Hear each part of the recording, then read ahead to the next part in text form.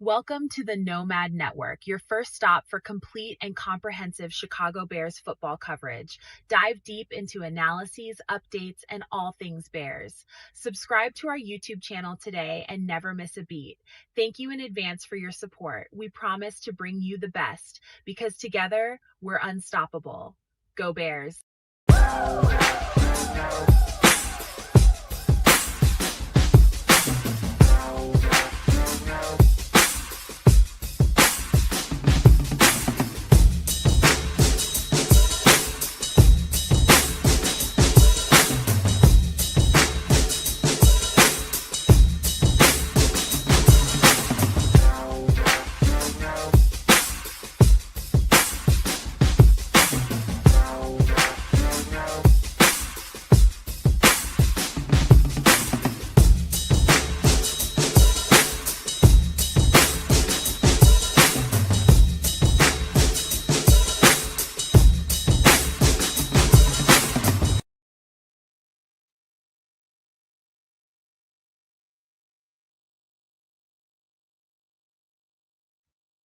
Yo, Nomaniacs. Welcome to this edition of Nomad at Night, where the real off season begins. And it begins in earnest now. This is the real, let's just say, the Bears go dark at this time of the year, unless something ridiculous happened. We hope that Ben Johnson had a great conversation with these players before sending them off to their vacations, pre-training camp, and doing whatever they're going to do before they start training again.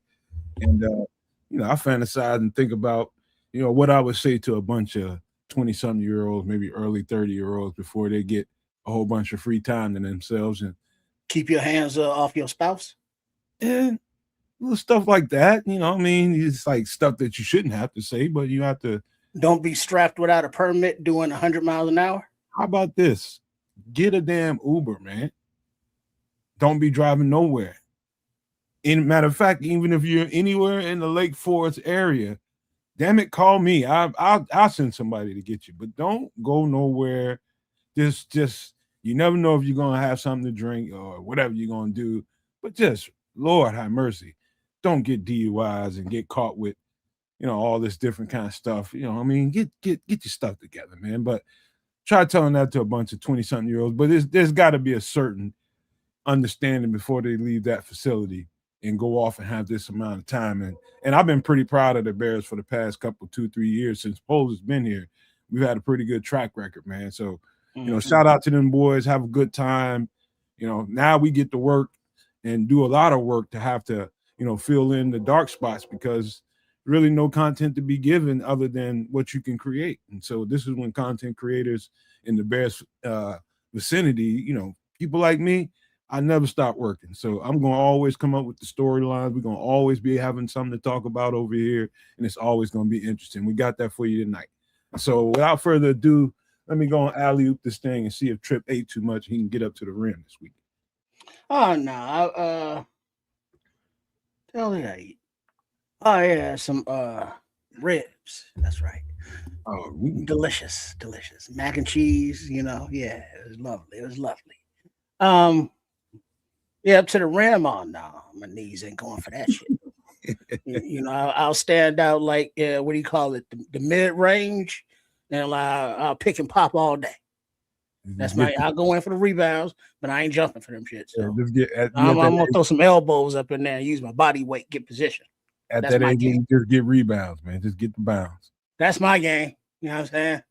Oh yeah, you mean run to the other court to play offense? Yeah, I'll meet you down there. I'll meet you down there. Oh, damn, y'all back already? That was fast. Well, I'm here. Shit. They call that cherry picking in the hood. Hey, cherries are delicious. And I can even, like the stems, can you make a knot with your tongue with a cherry stem? Oh, hell. Hell no. You got to have a long-ass tongue to do something like that. Hey, now. Hell no. Nah.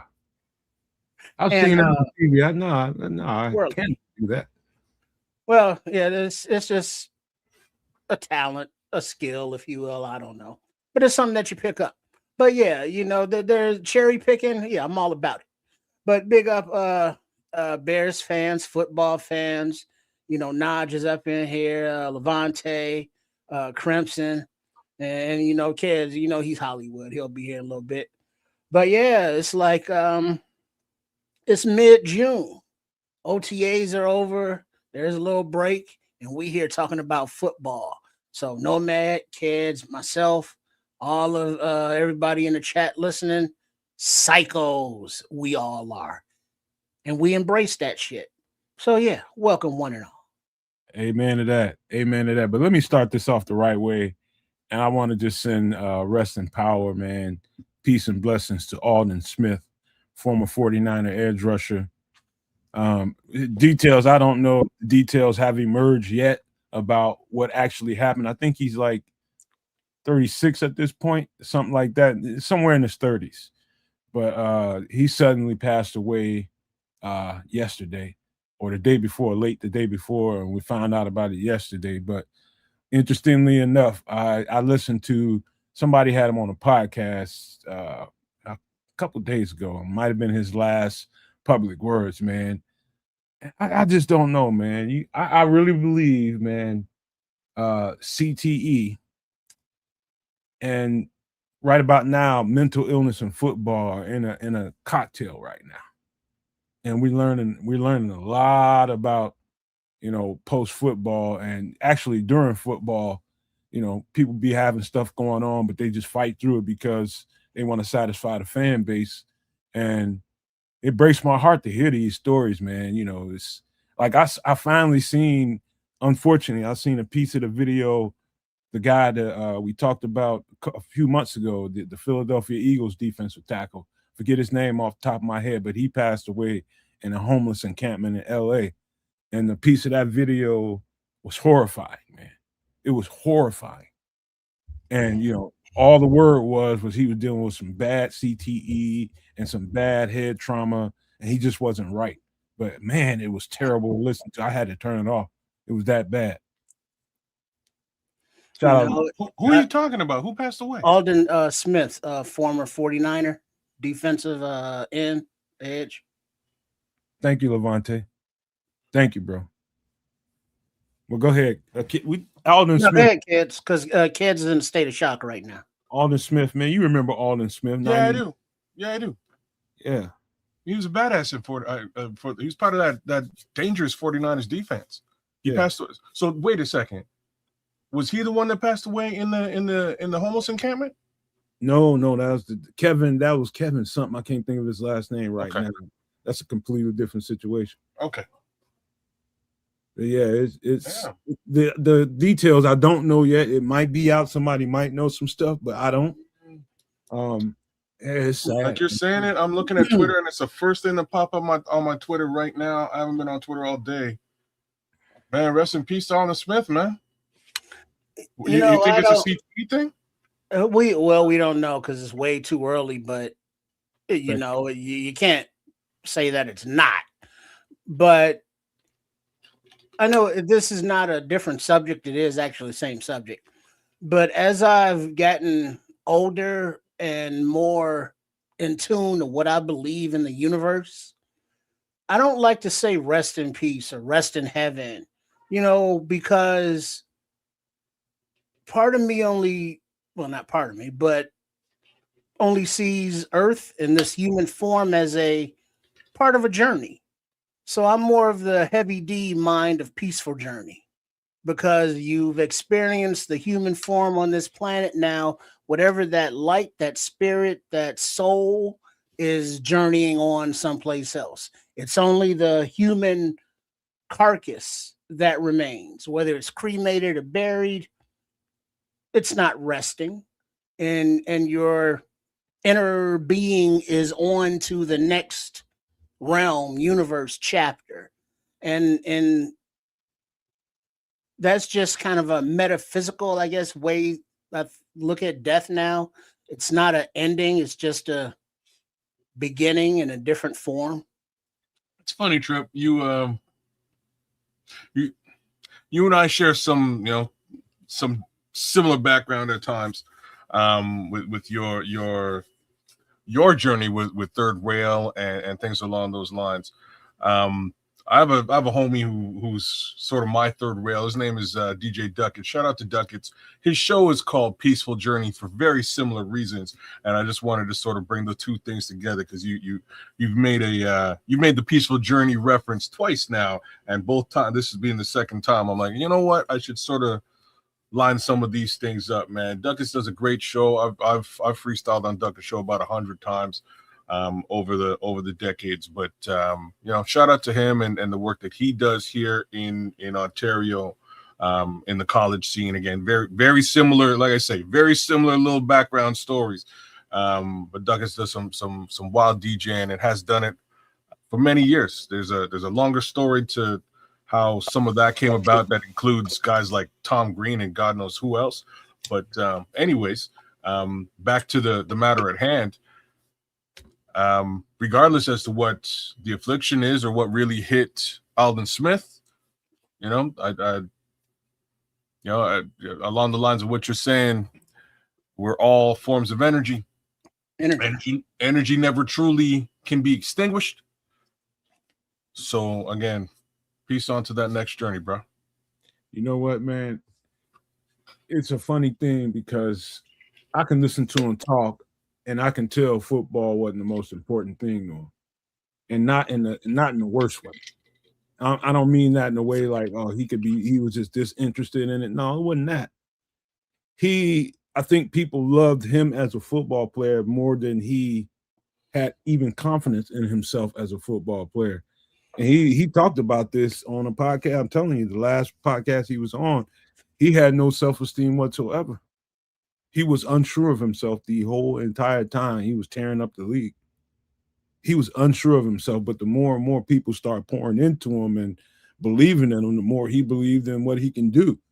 And so, like, I don't know, when people have to leave the game for whatever reason, he had all kinds of off-field issues, substance issues, and all kinds of stuff that he had going on, which will be reported about and talked about at some point after this is kind of calmed down a little bit. But when your relationship to the game when you're playing it, like somebody like myself that was just absolute smitten by the game and everything that came with it. I mean, everything. People like me, my departure from football, it was so painful. I know a lot of people that just quit playing football and they just live a life and they didn't have any kind of residuals to it. Like, it hurt my soul. And so listening to him talk about it in a different way, like, he's dealing with all kinds of mental stuff as he's going through all this stuff. And we just thinking he the best thing in the world, lo and behold, behind the scenes, behind that helmet, he's dealing with a lot of stuff in his head.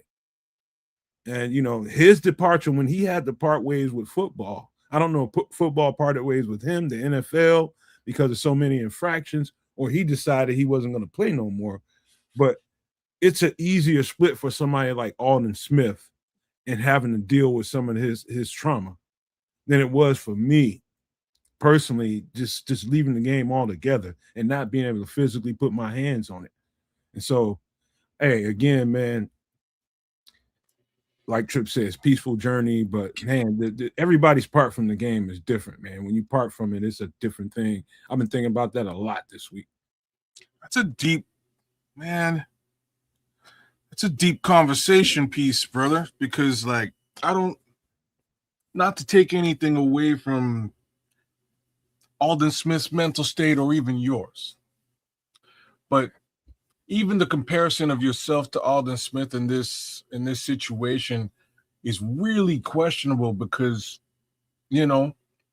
my guy got to make it to the NFL and he made a whole bunch of money, and I'm sure he changed his entire lifestyle and potentially the lifestyle or livelihood of many other people, whether that's family, friends, women he encountered, who knows. But,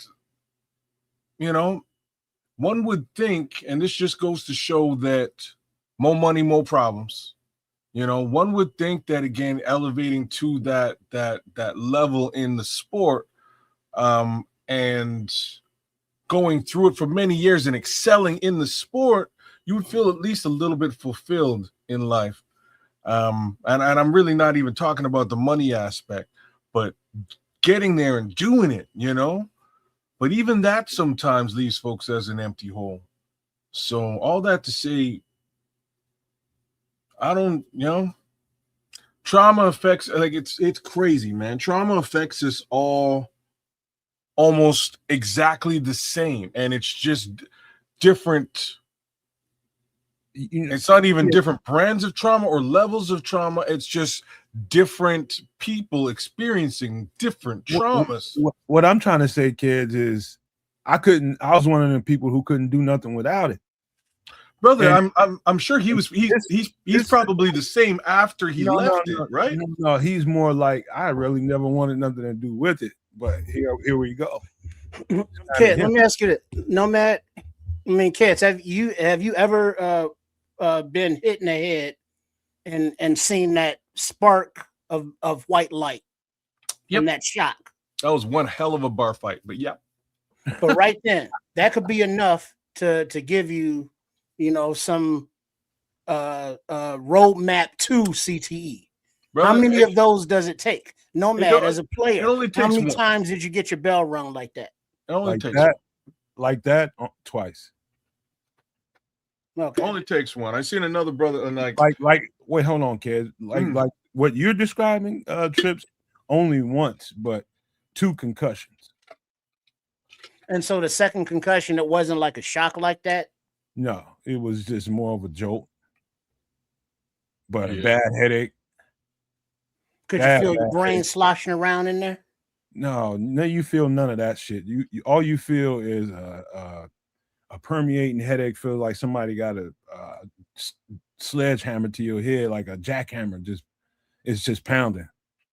Like the other one felt like the best. I don't know what the best drug in the world felt like, but I was floating, and it was nothing like that. And so there's 2 types of concussions you can get. The severe ones knock you out and you don't regain consciousness for at least a short period of time. The less severe ones are the one that hurt the most, from what I understand from them. Man, I know this guy was an MC, but he was also like in the streets. He was a gangster. Like imagine that. In any event, this cat got pistol whipped, man. And like I battled this guy many moons ago and beat him, but we used to freestyle together all the time, and we bumped into each other about 2 weeks after he got pistol whipped in a bar. And when I bumped into him, I was like, "Hey man, like I heard about what happened. It was like a thing. Like, how did that go down?" And he's kind of telling me the story about what went down 2 weeks ago. And then he gives me this look, and I'm gonna pull my shit, and just this stare, and his mouth was all pursed up, and he just stopped mid-sentence and couldn't speak anymore. And I'm looking at him, I'm going, "Mo, like, what's up, man? What's going on?" And he couldn't speak. And next thing you know, he was just like, "Yo, hold on." And the homie just turned around, he spun him 360 and left. And when this guy leaves, he calls an ambulance. Ambulance comes, picks him up, takes him away. So I wound up seeing him maybe 2 months later. I was like, "Bro, that was the weirdest thing. I saw the ambulance come get you. What happened?" My boy went into seizure maybe 10 minutes later in the ambulance after getting pistol whipped in this situation. Like, all it takes is one time. But real talk, my boy ain't never rapped again. After that pistol whip, never. No, he couldn't. He just like, I can't even. Don't be surprised by that. A concussion can dramatically change and alter how your brain is functioning. Your brain is on an island sloshing around a bunch of fluid. And that's just what perplexes, confuses, irritates, me about, myself included, the fan base when players go down with concussion. And it's like, well, dude, he's been out for like 2 weeks already. What the fuck? And it's like, dude, all the things that we're talking about, the effects of the concussion are going on, and we don't feel that. We don't see that. we don't have to deal with that. But also the NFL in general and the players union, if the guardian caps can help minimize the effects or the number of concussions, mandate them shits. I don't care what they look like. It's just safety thing. The NFL can't, get natural grass surfaces for their players, but we look at the World Cup and all of these NFL stadiums playing on these natural grass surfaces. And it's like the amount of investment that the league has in these players and expanding games and expanding travel, player safety just seems like very, very, very low on the list. And nobody's you're damn right. I'll tell you another situation that you can quickly get one. One time it was a 50-50 ball. I was going up with the receiver to go challenge it. We both came down flat on our head and swack on the ground, swacked our heads on the ground. I'm the one that ended up getting pulled out of the game. Didn't end up with a concussion, but I know when I stood up, I felt like I had drunk a whole fifth of something for about a good 10, 15 seconds. And by the time I got all the way, past everybody, I was all the way right. And then, getting examined, I was perfect by that time. You can slightly F yourself around and then still not have a concussion. But I knew it was something wrong immediately. As soon as I came down on my head, got back up, that's probably why the ref came and grabbed me, because I was probably woozy, wobbling around. But that wasn't a concussion situation, but I felt that. So it happens all the time during the game. Live games that we watch, you see them dudes go up in the air for those balls and they come down and buggy whip that head on the ground. Somebody's dealing with something, even if it's just for a few seconds. They dealing with it.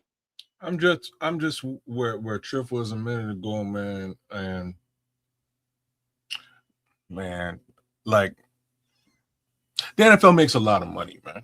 You know what I mean? Like, this is where I'm going. They make a lot of money, and you would think that the league, and I don't mean the individual teams and the individual stadium owners and things along that line.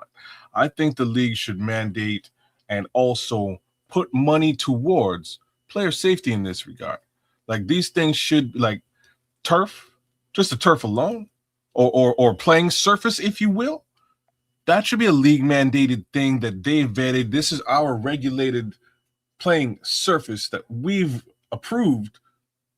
We're going to put 50% of the money up for that playing surface in every stadium. The rest, the other 50%, is paid for by the stadium owners itself. Something. Or you invest yourself. I'm going to move myself up here, man. You invest yourself in. I got the other chat up. You ain't have to do that. I got the other chat up. I just forgot I did. It's all good. Just leave it the way that it is. But you know what I mean? If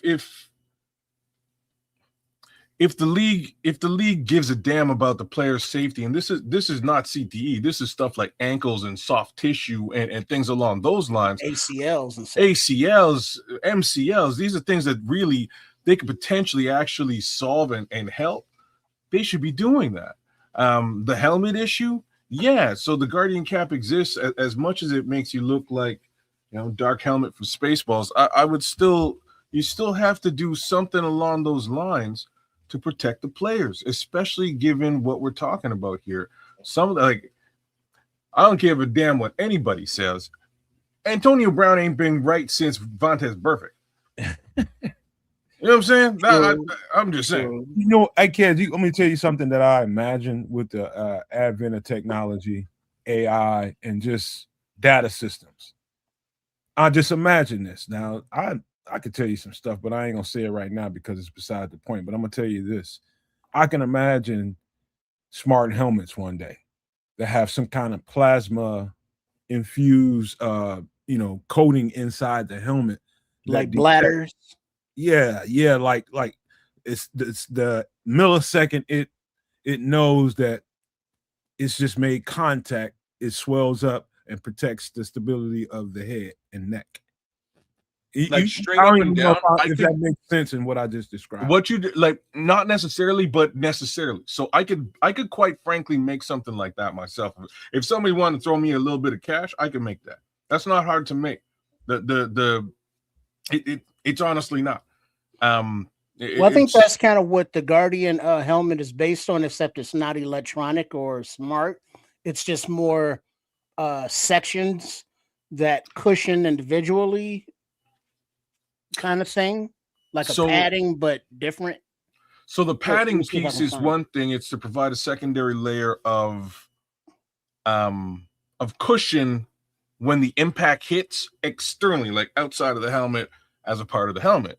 You could do it externally, you could do it internally, but what Nomad's sort of leaning towards is like it's along the lines of what I was saying about the football on this show maybe a year and a half ago, right? If you put a SIM card and a circuit board in a football, and like it you can track anything in today's world. Like I sell asset trackers that are like the size of a stamp, right? Like air tags. You can have something like the stuff like how they know how many miles per hour they're running or whatever. 100%. Like you could put stuff like that in clothing in today's world. You could put stuff like that in a football.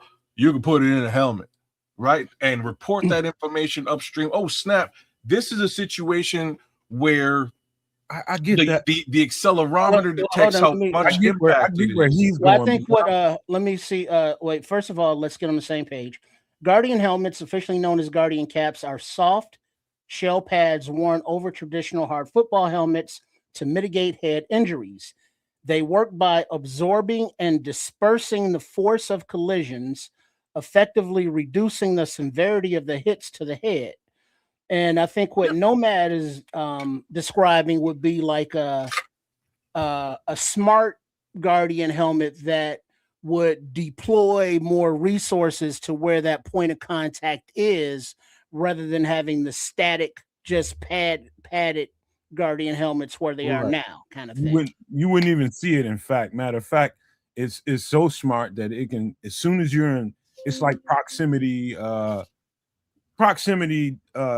It triggers from proximity. So say you're running back in the backfield, it's just being regular, right? The minute you get outside of the backfield and get into traffic, that thing is triggered and it knows to start swelling up from the inside. The plasma starts to, swell up and protect your head and your neck. And so you feel a slight amount of pressure as you're getting into proximity of contact. You get what I'm saying now? So it knows by proximity that you're about to be in a high collision zone. So it swells up to protect your head. Sounds crazy, but that's where I can see this thing going. As a vision, that what you're describing would be a little bit harder to just a little bit, and I'll explain why. It'd be a little bit harder to build.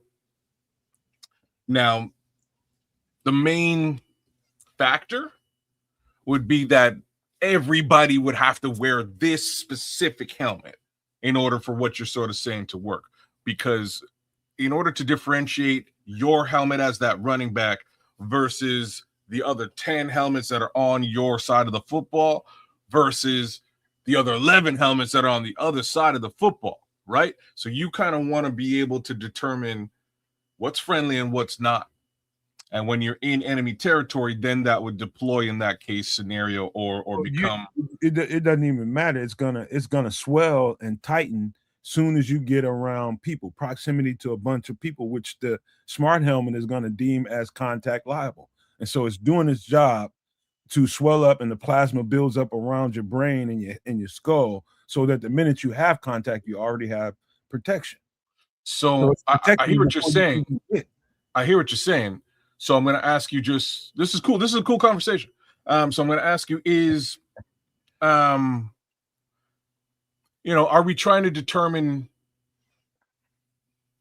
friendly fire versus fire? No. No. Determine either one. It's just proximity just to fire. Proximity to contact. It would have to be, helmet to helmet. Like sometimes you can take a knee to a helmet that can get concussed by. Okay. Nomad mentioned like the head can bounce off the turf, that can concuss you. So there's multiple things that you can be concussed by other than just helmets. Okay. So proximity to contact is the trigger for the helmet. Okay, that's what I'm trying to determine. That's easier to do than friendly fire versus fire. If we're just considering more or less everything fire, it's, the helmet is a certain, it's inactive, we'll say, until the snap, and then it goes active. And you could even control that from a back end perspective. You could have somebody controlling, actually monitoring the game, monitoring the sport, and controlling the release on that helmet for additional protection. Because, like, in a case like what you just described, you gave some really cool examples. In a case like just like Tua Tagliova, right? Like Tagovailoa. Thank you. Sorry. Anyways, and when with Tua, because Tua's getting concussed when he falls down. So he's getting hit. It's not the hit that's giving him the concussion. It's the whiplash back and then hitting his head on the ground. That's really hard, because it's not like, it's not like he's being, it's not hitting another person or another helmet or knee. It's the ground. So you might actually want to have somebody in the back end with a console that could say, oh snap, he might hit his head in this scenario, let's ratchet it up, let's turn it up, versus but now you see how it's so fast though. The NFL moves so fast. You can use AI. Like AI might do it. Like just to sort of go where you're going. Because a player dives, and now the probability of contact at this angle is this percentage, but he went down, and now the contact is going to be at this angle, and he's going to ping pong into another defender that's coming from a different angle. Well, so there's a lot going on these fields out there, and it's just the player safety is. I don't think it's being addressed. Now, granted, the NFL, they may be like, players are expendable, replaceable, but the players union, should be like pounding the table for some of this stuff, at least the natural grass surfaces. Just imagine it like this. Let's say you turn your microphone. Let's say you're getting ready to do a Google search or Chat GPT. You're about to give it some guidance to give you what you're looking for. Soon as the computer or that AI receives that you are getting ready to give it some information, it's kind of in neutral, right? But the minute you move or make a little subtle noise, you see the aura around the microphone, so it's prepared to respond to you, right? Imagine it like that. So that running back, the quarterback is there giving cadence, and the running back is sitting there waiting for the play to snap. And so it's in neutral. But the minute he gets that ball and starts getting into proximity where it could be a danger, it's going to start to activate a little bit more. The R is going to get a little bigger. That's kind of what I'm describing. I could quite literally build this product. What you're describing is just an accelerometer with AI control.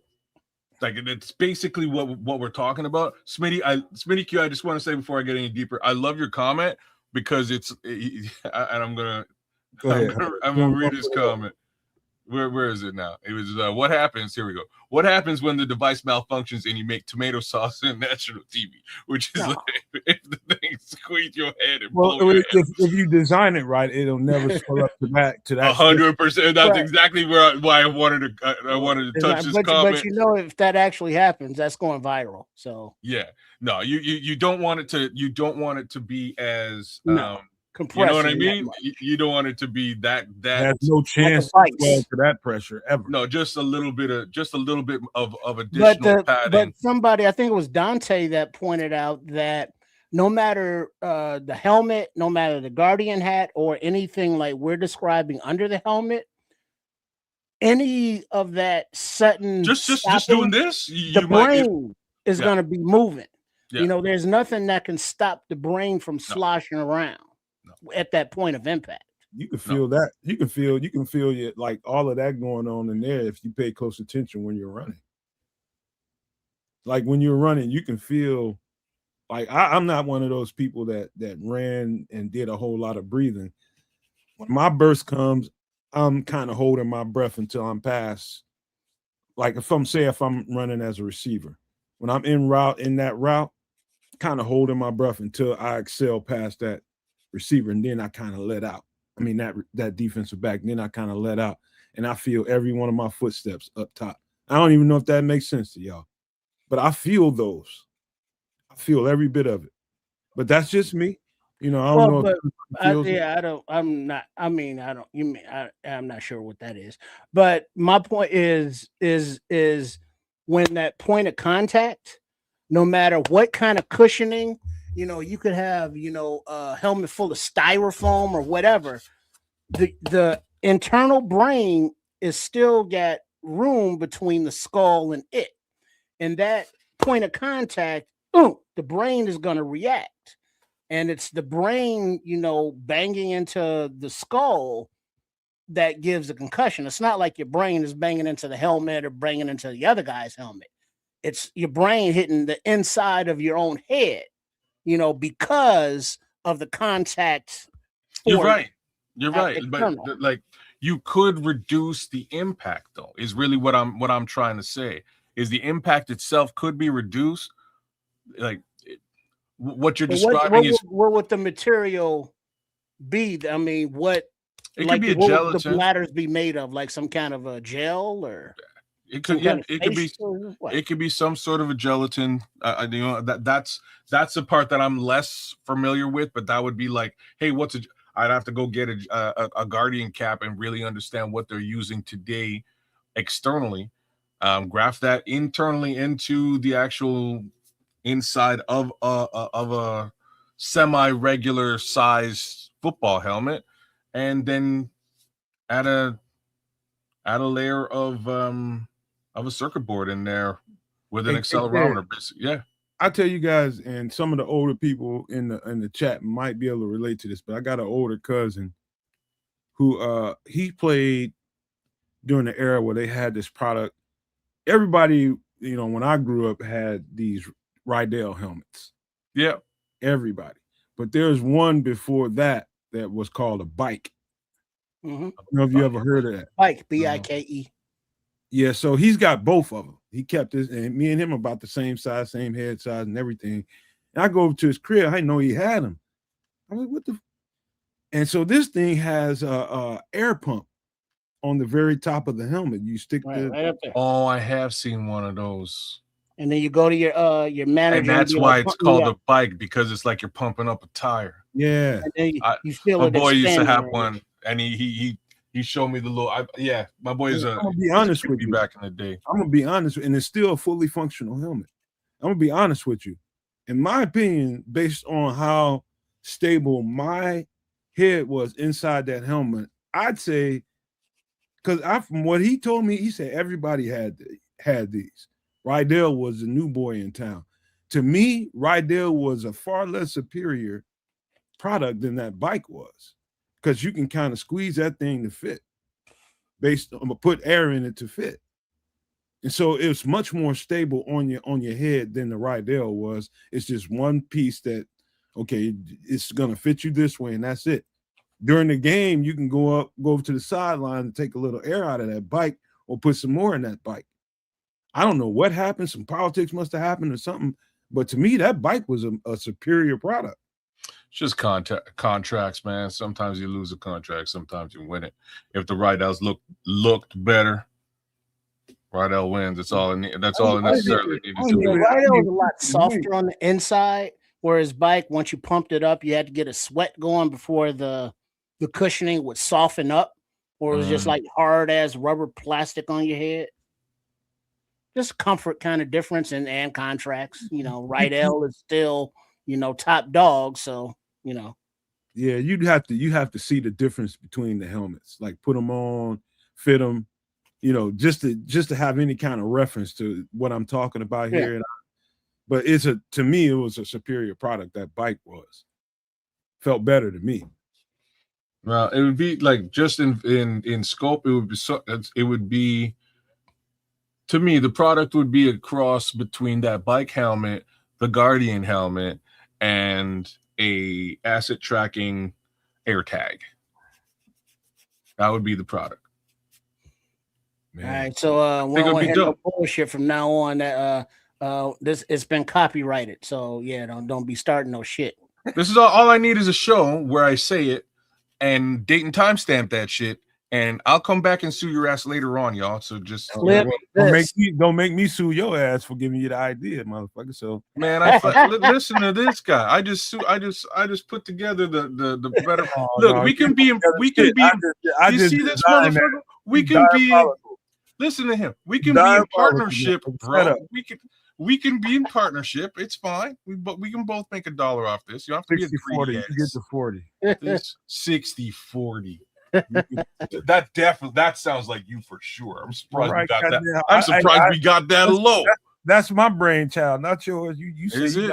That's his baby. You just have no technical knowledge, but that's all right. Don't matter. Somebody got to explain how it works. So, well, hey, how about this? You can go out there and come about a fucking butt hook and shit. Here's the thing, though. Y'all need one person for the boardroom and one person for the gridiron. That's where it works. And I'm just the extra sauce of the whole thing. Don't worry, you getting paid. You know you're getting paid too, bro. We need you getting paid too.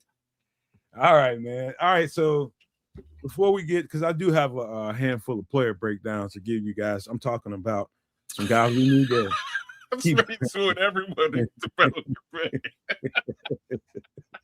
I saw that. I'll try to. Hey, Smitty, I heard you were in Seattle, man. Did you link up with Crimson at all? Let me know. He said he had a good ass time there. Damn.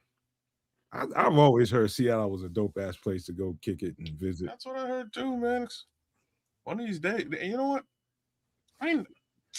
They got the stickiest of the icky because it's always rainy and you know the moisture, and they got mountains and they got ocean and they got whales and shit. Yeah, nice. I can handle a little rain, but the scenery out there from a distance is beautiful. Voodoo donuts. I was talking to Crimson about that when me and him talked personally. I was just like, man, I just love the ambiance of it, man. You know, trees, and I love nature. I want to get west, man. They got a lot of that. I ain't gone nowhere west ever. I'm talking like the furthest west I've been.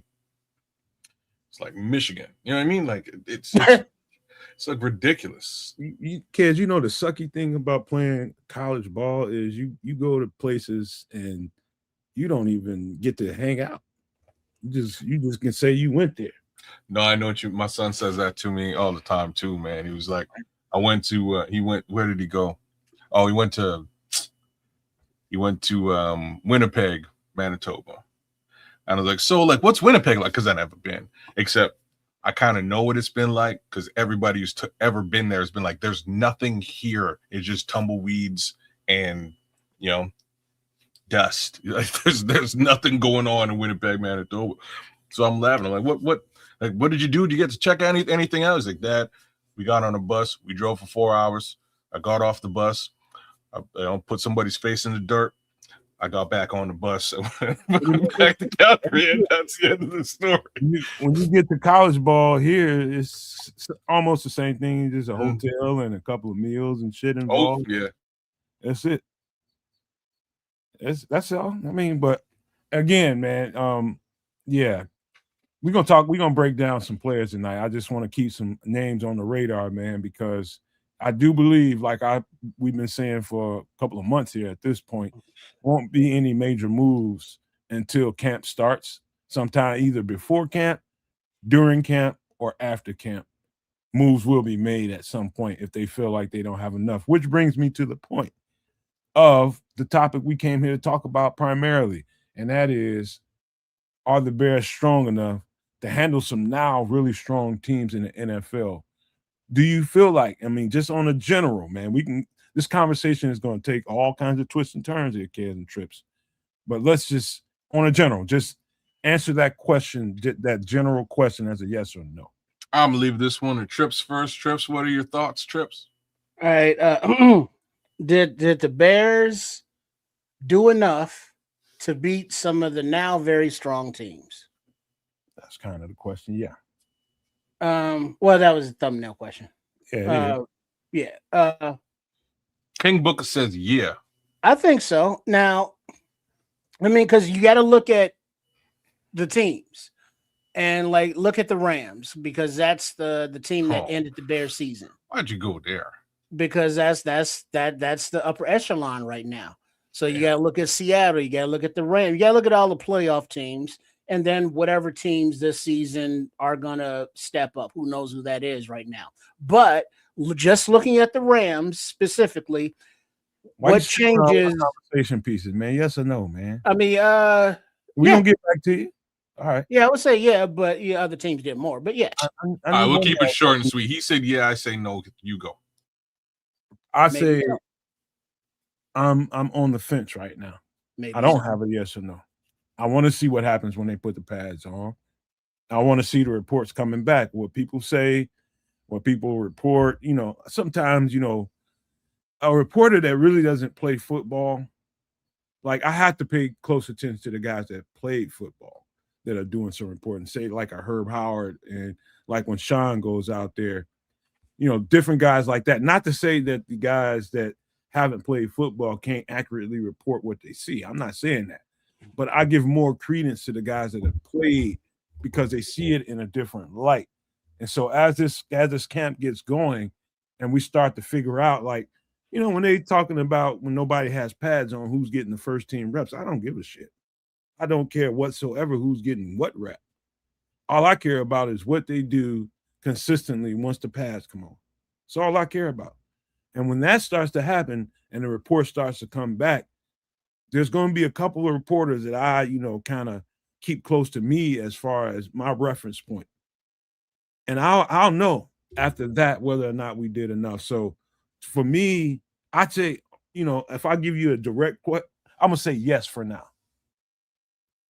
I'm gonna say I'm yes. glad you did because I got a lot. Like Kerm said, I got you, man. no man, say yes or no. I was telling you why I was on the fence. I'm gonna get to some concrete shit once they put the pads on. I'm gonna give you a yes for now. All right. So Cloud Chasers put some good comments in the chat there. Shout out to you as usual. Go ahead, put it up if you want to put it up. No, I'll just give a general reference to it. And basically he's saying, hey, look, we were a top 10 team. We're a playoff team. Like, yeah. Teams improve over the offseason. That was last year. We have no clue what this year really looks like. So I'm not going to use last year as the litmus test. The team that Triple R referenced right off the bat beat us. It was a damn close game. Good football game, y'all. Real good game. But they beat us. And then they went out and got Thanos and brought him to the NFC. So I'm not sure. Like, point being, we ain't going to get Thanos, y'all. You know what I mean? We didn't go and do anything like that at all. What we did do, and if Thanos did not enter the chat, I might say things a little bit differently. What we did do is we went and we crippled the Super Bowl champion and took away one of their better players. And that's a good move, right? They also let one of their better players walk in free agency.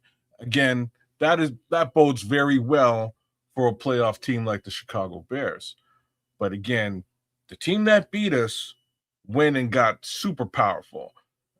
That other team I was talking about, those Super Bowl champions, did replace their superstar running back with a potential superstar running back.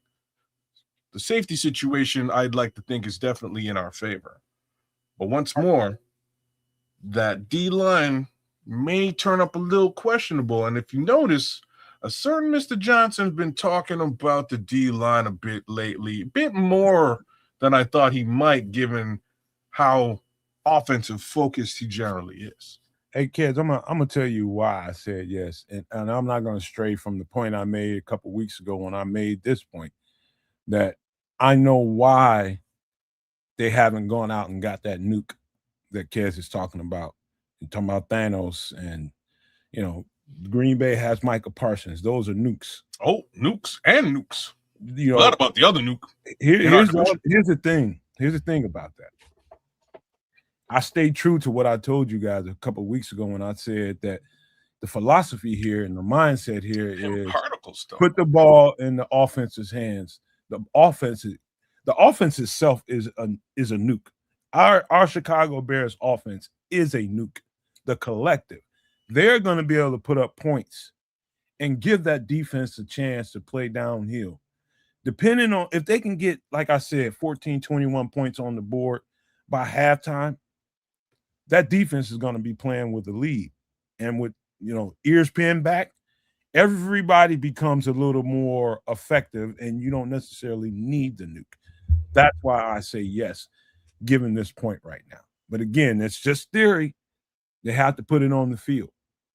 That's where we are. And your theory is super sound to the level that as much research as I've done, it looks legitimate, right? Like it looks like this could be the case. There may be secret weapons that are sort of waiting to be released in this regard. And I'm excited to see all of that transpire come September.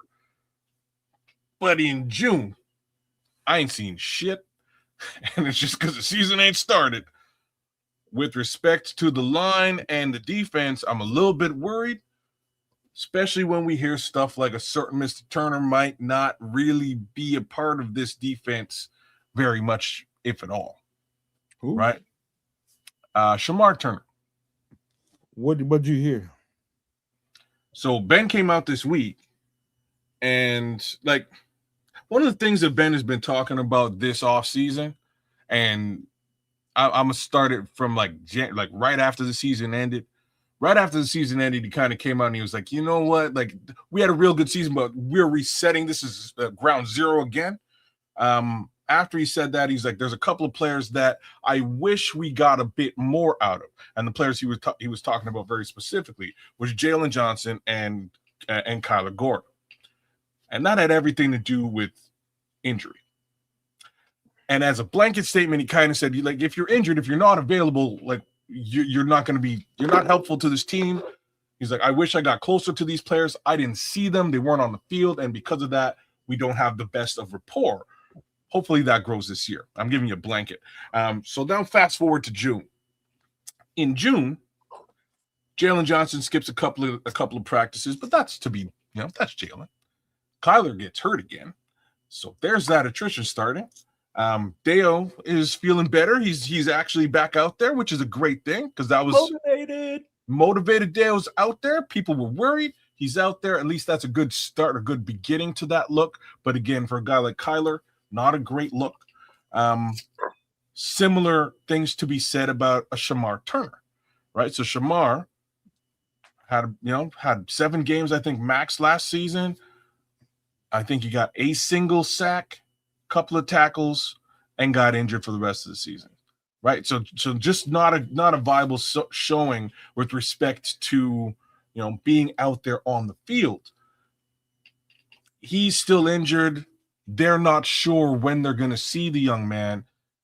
He's an important facet, in my opinion, to that defense and where that defense is going over the course of the next 2 years. And again, not a lot to talk about other than, availability is the best ability. And if you ain't available, I can tell you this: you probably, I'd just say 9 times out of 10, you're probably given. This is the reason why we spent so much time talking about the 3 defensive tackles that they signed in the offseason. Is because we had a couple of guys coming back from major injury, and they had to go and make those signings.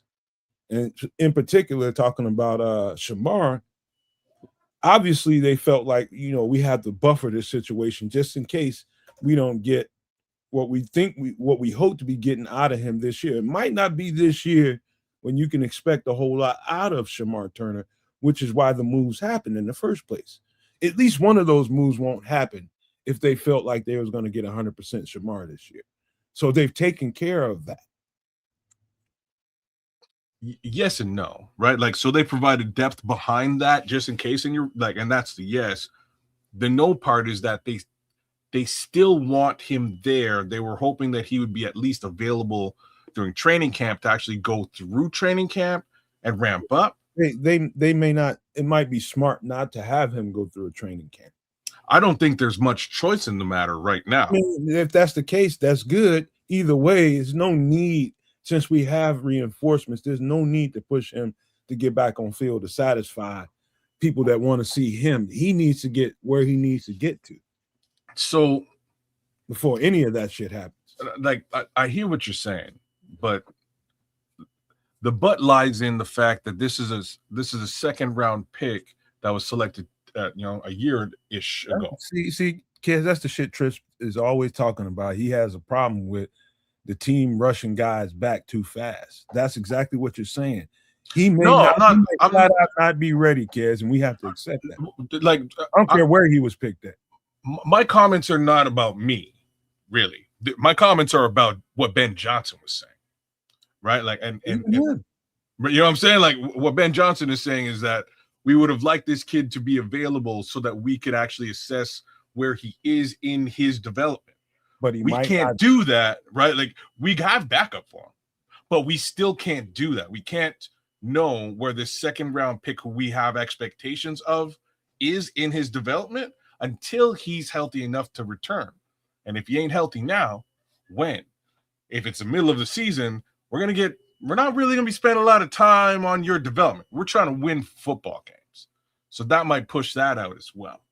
So it's the reality here is for a second round pick and his trajectory for this team, we're probably pushing into year 3, which pushes into contract year situation. You looking way too far down the road. But that's what you have to do. Like, you have to look at it for what it is. If you miss year 1 and year 2, you're in year 3. And in year 3, if year 3 is your cutoff for year 4, that's the boat that excuse me, Terrell Smith is in, that Karan Amagaji's in. Yep. That Roshan Johnson is in, because they haven't, due to injury, been able to contribute as much on the field as, I don't think anyone has hoped, even them, to the players themselves.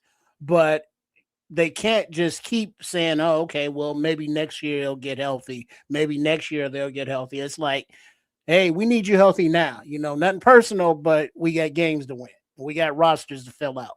And you've had a few opportunities now, and no. What y'all talking about is a dog-eat-dog world. And basically, if you don't hurry up and get back out there, you're at risk of dog eating you, dog. And so it's just a reality of the game. I understand the argument, but me knowing what it takes to see Shamar Turner or any other player at 100%, sometimes it's just time. Well, that's the thing that they're fighting against in the league, though, because I mean, like the we're talking about player safety and health, and rushing players back too early can be more detrimental to their health long term and short term.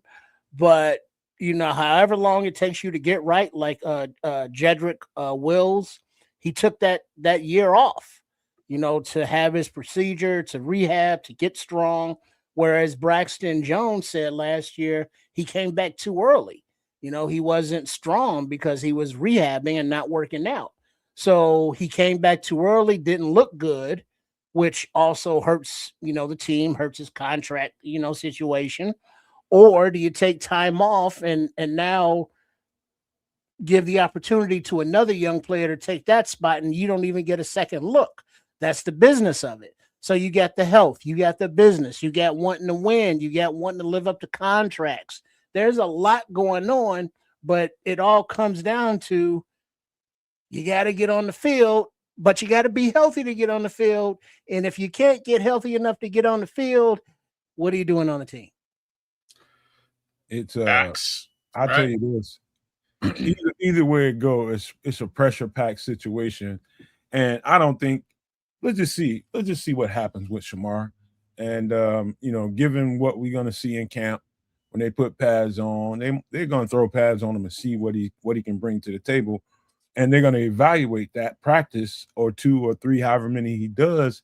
And then they're going to go back and get to a room together and huddle up. Okay, is it smart to even put this pressure on him right now because some of these other guys are performing. You want to put him on IR for the year, so whatever. They might go that route and then go and get another guy or something like that. But they may have to go down there. I don't think from what Ben is saying, I don't think he's gonna make camp or practice at all this offseason. I don't know what I heard the same thing you hearing. It just sounds like he was just like, damn, I wish I can get more out of him right now. He's just as frustrated as any other fan right now. But the fact is, they're gonna have to get to the drawing board and say, hey, can we count on him for this year? Yay or nay? If it's nay, then they're gonna put him on IR and give him a year to heal. And that's where we're trending, is really what Ben is sort of saying without saying it. And he won't say anything like that until we're probably a couple of weeks into training camp and nobody's seen him out there, right? And then he'll have to actually answer that question. But he is trending in that capacity right now with respect to the way that he feels about Shamar, because he was asked directly about him. And those were sort of the answers that he gave. It was again akin to, availability is the best availability, and if you ain't around, it's going to affect your overall development. And also that he was expecting a lot from him this year. I only had to do rehab one time, and I had a bad ankle. I didn't really have time for the rehab, to be honest with you, because it was because you want to get back on the field. Not only that, we was about a week away from the next playoff game. Oh, okay. And I was in that thing a whole every day, twice a day, trying to do everything I could do to get on that field, but it was a pressure situation for me. And so we talking about an ankle. I'm talking about that wasn't broken. It was a bad sprain. However, we talking about a whole ass surgery. I don't know what goes on in fans' heads. What are you thinking when you just think, okay, people just supposed to, all right, it's time for me. It's time to play football again. I need to be 100%. You had 2 weeks. Like don't fucking work like that. No, I'm not. That's why I'm saying, like, this is what Ben is saying. It's not what I'm saying. I don't know what happens after an injury like what we're talking about with both Dio and Shamar. If you come back, it's a thing, right? Like, you put in the work to come back. That's a lot of work, and time is not in your favor. Once if you don't feel good while putting in the work, you just got to keep working until you feel good, right? And that's just going to happen it's going to take time. So unfortunately for us and for the Chicago Bears, when he's ready to go is when he's ready to go. As for right now, just at a baseline, it doesn't look like he's going to be ready to go anytime early this season. Perhaps, a bit later on, we might get to see some Shamar. But as for now, I wouldn't necessarily count him in your dozen of eggs. I'll tell you another thing, and I'm just thinking about a couple of games. I'm talking about two teams in particular in my head right now as we're live, thinking about the Packers in the playoffs, thinking about the Rams in the playoffs. See either one of those teams, how does the dynamic of those two games go? Now, I do believe that Ben Johnson, I think Dennis Allen, I think they have the Packers number. Bottom line, I think they have the Packers number. When you start talking about one player that can just discombobulate a game, both of those teams have that one player. Micah's coming off of a bad knee injury, and he's not even expected back to like mid-season, maybe late season or something like that. Something like mid-season, I think I heard. That's a side conversation. But when it comes to what a team can do to neutralize one player, I think Ben Johnson is the perfect scientist to do that and design a game plan around neutralizing a Micah Parsons or trying to neutralize Thanos. So Myles Garrett. But I'm telling you, when you start thinking about the game play in and play out, they will do things to neutralize those two players. That gives me all the confidence in the world. Yeah, he is that kind of guy, as far as the head coach is concerned. I agree with you there. With respect to the Packers, so Micah, I don't believe will be back. I don't think he'll be back for game 1. Yes, no, what he said. Mid-season, I believe. Yeah, so I think we're safe, for lack of a better thing to call it, for game 1. And I think you're right. Strangely, my 2 cents on these 2 Packers games this season, I think we beat up on the Packers game 1, and it's going to be very debilitating for them. I think game 2, and I hate to say these things, but I'm going to say it out loud. Watch Micah Parsons be injured again by game 2. I'm just saying. I want him healthy because they're just going to make excuses if he ain't. They're going to make excuses if he is too, and they lose. You know what I'm saying? There's just going to be excuses either way. But Kansas saying that Micah's getting that reputation of just being SOFT. I think he's going to. Well, I think he's going to have a bunch of good games. I think he's going to put up some real good numbers. But by the time the Bears game part 2 against the Packers shows up, I think he's just going to unfortunately be a little bit injured again.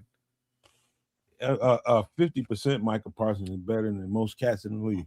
Well, you're right, but his issue is like recurring back stuff, and that's not cool. That'll take you out. Like bare minimum, it can take you out for a bare minimum of 3 weeks, recurring. That's bare minimum. It might be 6 months. It's not cool. Want me to tell you why I want to handle him at full strength? Because here's the psychology of the game.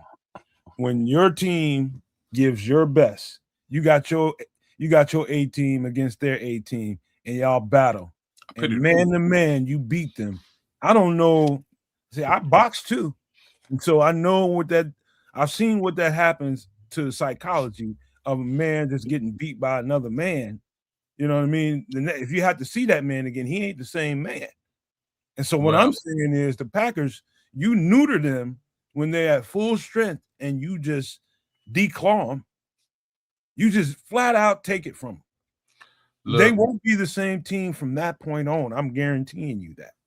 I like where your brain is here, but fuck them. Sorry. I just gotta be as real about this one as humanly possible, right? Because we've gone up against the Packers for decades, with advantage, without advantage. With Aaron Rodgers out, with Jordan Love out. I don't care. I don't care how Brett Favre hurt, Brett Favre healthy. I don't care. We gonna beat them. And whatever advantage we happen to have, we're going to exploit it. Whatever miss or disadvantage we have, we are still going to utilize the best of our ability to beat them. I again will knock on wood and say that our 2 wins against the Packers are solidified this year. I believe fully that we're gonna eat their lunches. Let me give you another scenario, and this is a little bit tougher and more close for comfort. It was Detroit this year. It was Detroit this year that gave the Bears. It was just they didn't do anything. They're going to do it again, by the way. And this is the other. I'm sorry. It's the other side of my thoughts. But go. They were playing basic football and beating you at fundamental football, running the ball, using play action, getting open stuff across the middle, and then that's what that game looked like. And that can't be, you can't live that down. The next time you see them, you got to do kind of that to them in order for them to respect you. And so as much as people, and I know Detroit ain't going to really be a factor this year, but against us. Oh, that's a Super Bowl. That's a Super Bowl. Yeah. Yeah, bro. That's why I'm saying, I'm again, we this is 2 weeks in a row. We're line of sight, me and you. 100%. I as much as I believe we're gonna beat up on the Packers twice this season, I also believe we're gonna lose to the Lions twice this season. But just as me and Triple R said, that is their Super Bowl. This is the best thing that they can have, period, this season, because they ain't going into the playoffs we're gonna beat them within the division and make sure that that's what happens, right? I don't think they have the team nor the coaching to really accomplish what they need to accomplish anymore.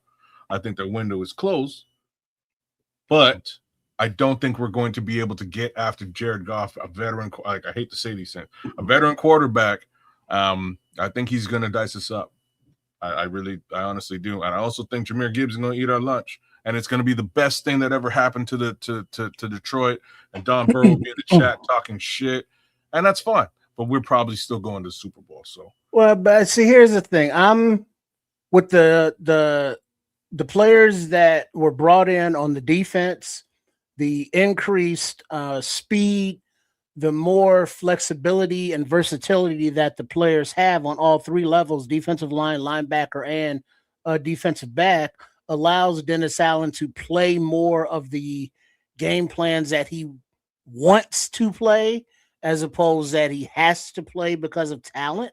Now, there will still be a learning curve, obviously, but with the emphasis on, less the X's and O's, so there's going to be a lot less thinking, as a whole, other than the new players, of course. But the carryover of the defense, I believe, will help. But the biggest help of the defense will be the offense deciding to play first half of games. From the opening whistle, hey, the game's on. Let's start putting up points. Let's not wait, until we need a Iceman kind of thing. I think the upgrades on the offense make those differences. Specifically how, they were able to audible at center, and so if it's Bradbury, that the veteran that they traded for, or if he's beat out by Logan Jones, either way, cool. Left tackle, still a work in progress, but Xavier Thomas, that speed is what do you say, a cheat code for Ben Johnson, whether it's at running back or wide receiver, where they put him in the return game. Roush is an upgrade over Smythe and Carlson in the tight end room. So the cohesion of the brain of Ben Johnson and the brain of Caleb Williams, his quarterback, are becoming more melded together so that they can be on the same page thinking. Caleb understands Ben, Ben understands Caleb. They're communicating better. And just from the camp recently, to a man, the offense and defense were like, hey, Caleb Williams is taking charge out there. He's very vocal pre-snap. He's telling players where to line up. If they mess up, he's in their ass. So that is going to increase the winning percentage, if you will, of the Bears. Just the offense being that much better. And if you put a Ben Johnson offense, in a shootout versus any team, I think Dennis Allen's defense can make a play here or there that, Bears be able to pull those games out. What's interesting to me, Trips? I'm looking at Ben Johnson. I still look at some of that tape when he was at Detroit. Even though he's been here going on his second year, I still look at some of that just because I like to know the anatomy of what he liked and why. Why the Lions put up a pretty good record over the past few years, and there's a reason for it. They've had a, let's just say B- to C level defense for a few years now, but it made them look so much better. You know why? It's the exact formula I've been talking to you and Kez about for the past couple of weeks, about them jumping on teams and offensively getting points on the board and getting ahead and having an advantage. That team really would punch you in the mouth right away in the game and they go into halftime 17, 21 points on the board. And that game is playing in their favor from that point. And so Detroit, without that, and they still did okay putting up points. The thing is, now they won't have David Montgomery. They've gotten a little bit better on the defensive front. So the defensive defensive front is going to be a little bit more. It's going to be a better rotation, but they are missing one of their key pieces, and that guy kind of gave the defense a personality. He's not going to be 100% because he's coming off a major knee injury, and that is the nickel corner numbers or safety, whichever one he plays. He plays a little bit of both, but Branch, not having him 100% is going to hurt them. I promise you. Well, he gives that defense the personality that it has.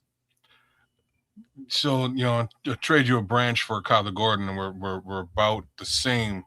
But I'm actually gonna fall back a little bit here, because there's just as big a possibility that we do win the 2 games against the Lions on coverage sack alone. All right, I had to take a pause there for y'all to sort of think about that. There's the guy. I knew he was coming. I literally speak of the devil and he shall appear. But uncovered sack alone, man. Like, Jared Goff been known to just, unfortunately, sometimes have 6 duck games, man, where there's 6 interceptions and they're all going the other way, and it is what it is. And that's what I'm hoping. Like, this Chicago Bears defense needs to be coverage savvy. If they are, hey babes, if they're super coverage savvy with the secondary that we have in place now, it could be a situation where there's just no place for him to throw a football. And eventually he gets sacked, or eventually he coughs up a duck. And that's the type of defense that I'm hoping to see from this Bears team. It's just a question of whether that is what it is. I can tell you why you're apprehensive about Detroit, and I can tell you why. Number one, what you probably aren't playing into your mind as far as a factor is Dennis Allen getting here for his first year, and that defense and the pieces that he had wasn't really his. He's playing with a bunch of flus pieces and, working with them. And having to basically, you got to kind of forfeit what you want to do and play, to the better favor of your personnel. And that's going to be a lot more zone than you want to be in, right? And so, hold on, let me finish this. No, I'll let you. No worries. Go. To that point, you're talking about a year into it. And also, they're also learning, kids. They're also learning the system while trying to play and do Dennis Allen type things instead of flus type things. This is all going on while we're watching those 2 games play out. And I can tell you it was flux going on because they needed to play Detroit a certain way, but they didn't have the personnel to play them that way. So I'm glad you went to the words very specifically personnel. I thought we lost those games less because of what you described in being sort of a flus versus a Dennis Allen personnel situation. I think Dennis Allen actually did really well with flus personnel, very well. I think he did very well.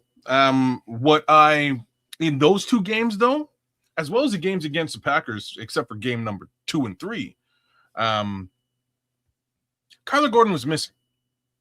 And he's such an important factor in how you defend those 2 teams, because they will just run crossers on you all day. Amon-Ra St. Brown will eat all day long coming across. Same with Khalif Raymond, who's now a Chicago Bear. But, right, those 2 guys will just eat all day long in the middle of the field coming across if you don't have a twitchy, fast guy on them. And unfortunately, the replacement wasn't twitchy nor fast. In either case, right? CJ wasn't in the first game against against Detroit. It was, damn, I can't remember his name right now because I don't think he's on the team anymore. But CJ was against the Packers, and same thing. Christian Gonzalez, as well as a running back, just ate us up in the middle. We need to have a Kyler Gordon level guy in the middle to be able to handle those types of threats, or it's a problem. He's hurt again. And this is what Ben talking about. But maybe it's Malik, right? Maybe Malik sort of steps up into that role. I know it's not traditionally his role, but maybe he steps up into that role and can provide us with at least some admirable nickel play, because we're going to need to have one to handle the Amon-Ra's and the Christian Watsons of the world. Well, was it Cam Lewis? never really been a starter. He's been like that, next up guy. But this is maybe his opportunity to be a starter, because the opportunity arises due to injury. There's gonna have to be a third guy too. They So got to yeah, find somebody they're confident in. Oh, I saw an article. I don't know how realistic it is, but because of the missed time, Kyler not being there, that's more reps for what's my man Casey Izamore. Easy on Mume. Yeah, him too. One more time, we're feeling. Easy Omume is he's a boundary corner, but I think he's got the fluidity to play in slotting, but he's just light. That's all. You got to be. I think though everybody is going to play in slot a little bit, because of how Dennis Allen wants to call his defense. With, they may not be quote unquote the nickelback, but at times they'll be playing nickelback. They may not be. The nickelback may not be the boundary corner, but at times he may have to.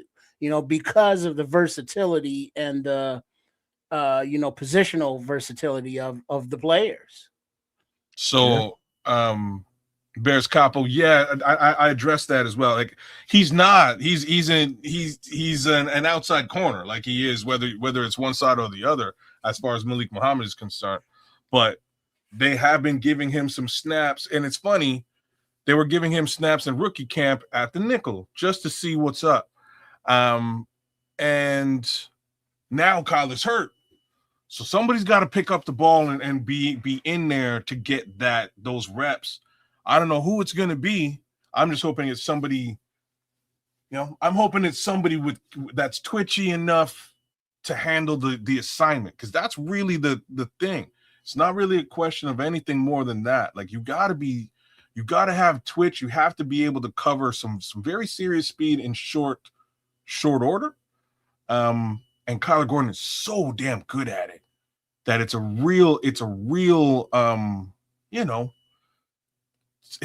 really hurts the team when he's not available in that capacity. I would not be surprised if they give one of these corners on the team that we don't see getting a whole lot more reps, but they need a third guy. So you got Kyler, you got Cam, you need a third guy. You still have Josh Blackwell on the team, and that's probably going to be him. But just to buffer that a little bit, don't be surprised if they give big nickel reps to somebody like Tyreek Stevenson or Terrell Smith, or just thinking of somebody else on the team. Of course, the only one left is Dante Manning. Dante Manning, I thought was a safety. Well, looking at the DB room, you got Jaylon Johnson, Kyler Gordon, Tyreek Stevenson, Dante Manning, Cameron Lewis, Malik Muhammad, Dallas Flowers, Josh Blackwell, Terrell Smith, Casey Mume, and Jalen Jones. Actually, to be honest with you, Jalen, Josh Blackwell both can do it. Josh Blackwell he can get it done, especially if they're sitting in the zone. But I have more, I guess, confidence in Jalen Jones in a man coverage situation, right? So, however, now don't be surprised. But I think this defense is going to be fluid enough. If they stick Jaylon Johnson in a particular situation, let's just say you playing Justin Jefferson and he's lining up in more slot formations, and we late into the fourth quarter and we need to get off the field, they put some other corners on the field and stick Jaylon on him in the slot to get us off the field. Don't be surprised you see some downs like that. And I don't think that's beyond Jaylon. I think Jaylon he's the most fluid of them all. And he seems healthy right now. So don't be surprised if you see Jaylon in there getting some reps in there too. In the slot? In the fucking slot. Nickel. Wow. In the fucking slot. He's one of the best corners in the league. When he's right, he can do it. Let's see. Lord Crimson, when is Kyler expected to be back? That's the $1 million question, my boy. But this is the thing. With Kyler, it's not like it's an MCL or an ACL and you can put a time frame around it or talk about surgery and repairing it. He just, damn it, Nomad. Like, me and Nomad were what? Me and Nomad were calling a game like maybe a year and a bit ago. And he stopped. We're calling the game and he stopped. And he goes, damn, if I see Kyler Gordon do one more of them flips, I swear to God. It's basically what he said. And I was like, why are you saying that, man? I love the Spider-Man stuff. He's like, man, he gonna hurt himself. He just needs to be cool and calm down and go and play football. And I was like, okay, I can respect what you're saying, but I like all this. I'm a comic book guy. I like all this stuff. My boy ain't been like since you said that, man. My boy ain't been good since, brother. He's been in and out on just a backflip before. Get right. You have a backflip? You have a backflip? Either one of y'all ever did a backflip? Not like Kyler Gordon, no. You know how much stress that puts on your hamstrings, your glutes. Of course. Oh man, bro. Man, you're right. And then when you said it, I was like, wait a second. Now, oh damn, yeah, he might wind up hurt, and he's been hurt ever since. He went through that whole season, and everything was great. By the time off season came, everything was great. Like as soon as extension, hurt. Money came in, I'm hurt, and I've been hurt.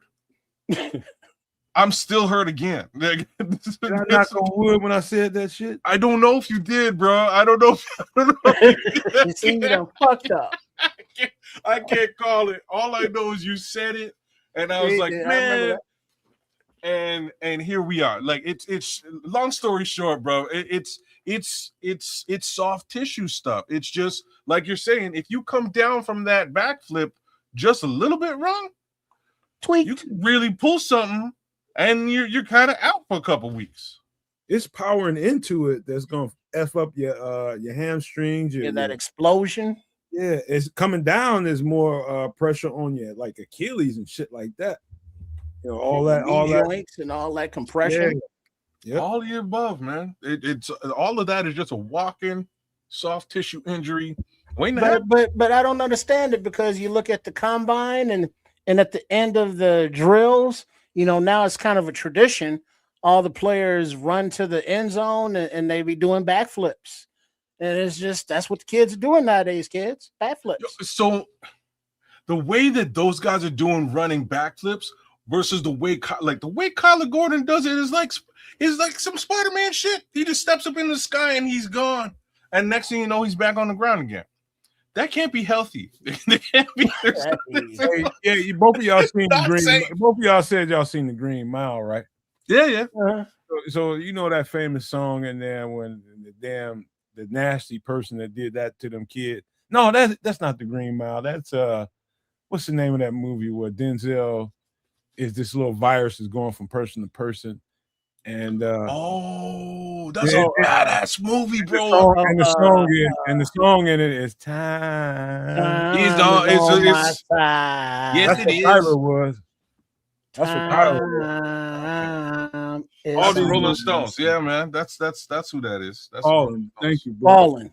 Right on, King. That's a dope ass movie, man. That's a good film. But that's what these young guys are. We should have done that one on Wednesday. Time is on their side. That's what they think. Time is not, y'all. And this is more of the story on today's show. Time is not. It is not on. Unfortunately for Alden Smith. Unfortunately for who was that? Shamar Turner, as well as Kyler Gordon. It is not. But also got to give a shout out to the motivated Dio as well as TJ. Because I didn't expect them to be, available now in June. TJ out there running around like he wasn't even hurt or nothing. It's like, TJ was out there gonna lay down and give his job away. Y'all crazy. Well, that's still gonna happen, but that's okay. I'm impressed that he's out there. I did not expect him to be out there, and especially ready for full training camp. That's crazy. My boy went out at the very bitter end of the season. Hey, had surgery, because we remember seeing his foot was going that direction and wouldn't be going. It's like, he's gonna be out for a minute. He's back out there. Let's go, TJ. I see you. Big ups, man. Big ups. I got a shout out George McCaskey on that one too, because I ain't never seen George run so fast in my life. He was out there. He was running as soon as he saw TJ on a stretcher. There go George McCaskey chasing that stretcher down. Like, we got you. I got your insurance covered. Don't worry about it. And he's just chasing that thing down. TJ looked good, man. TJ looked good. Jaylon looked good. Yeah. Yeah, Jaylon's healthy. Actually, Dio looked kind of good moving around too, even though he braced up a little bit. He looked kind of good. Well, that's what we have to hope for, y'all. Right? Those, and you got to add Grady Jarrett into that mix too. But those right. Certain players, right, that have sort of had lackluster seasons last year, and I think we can all say not only were expectations higher for all of those players, but I think we can all say that we know they can play better than they did, right? Especially just simply due to injury. I think we saw a lot of that from Grady Jarrett towards the end of the season. I think we saw a much different Grady than we saw, throughout the beginning and middle parts of the season. He's finally starting to get used to, being himself again. And I think, no brace Grady, King, right? I think we're going to see a hell of a lot, like a much better Grady Jarrett, which means hopefully much less of a sieve with respect to the run game in the middle of the field. Same thing with Dale. Hopefully we see a lot more from him this season. I don't expect him to be like, just traditionally, he hasn't been that big sack numbers guy. He just hasn't been. But if he can simply set the edge and prevent a whole lot of run game stuff going on, be influential, the bottom line works for me. That should allow the other side to really do things as well as the interior. Right. Damn it. Do we need Kyler Gordon, man? All right, man. How about this, man? I think we need to get into the third conversation in the division, and that is the Minnesota Vikings. Okay. All right. I'm going to tee this one up this way. And I'm going to just tell you, the last time we saw those guys, it was the Michigan quarterback. What's his doggone name right now? JJ McCarthy. JJ McCarthy. He's McHandoff. It won't be him this time. It will not be if it's JJ McCarthy. Something happened. Somebody put something in Kyler Murray's food in the hotel the night. Call of Duty supposed to be coming out though. We will not see the same quarterback. When we see them again, we will have an experienced quarterback that can throw that ball accurately down the field, which is going to make that game. And I know people just looking past that right now, but that game is going to be much more competitive, not only for Kyler Murray's throwing ability, but his scat back ability too. It's gonna be a different game for us. We won't be able to play that game defensively the same way we played McCarthy. Bottom line. And so know that ahead of time. This ain't gonna be no cakewalk. No. And so we've discussed this already. And I don't mean with respect to the Minnesota Vikings or specifically Kyler Gordon. The conversation I'm talking about is, and I think this was actually off air, me and you. I think we definitely were talking about just mobile quarterbacks and how unfortunately that might be the Achilles heels of this football team in the way that it works from a defensive perspective. Enter Kyler Murray into the chat.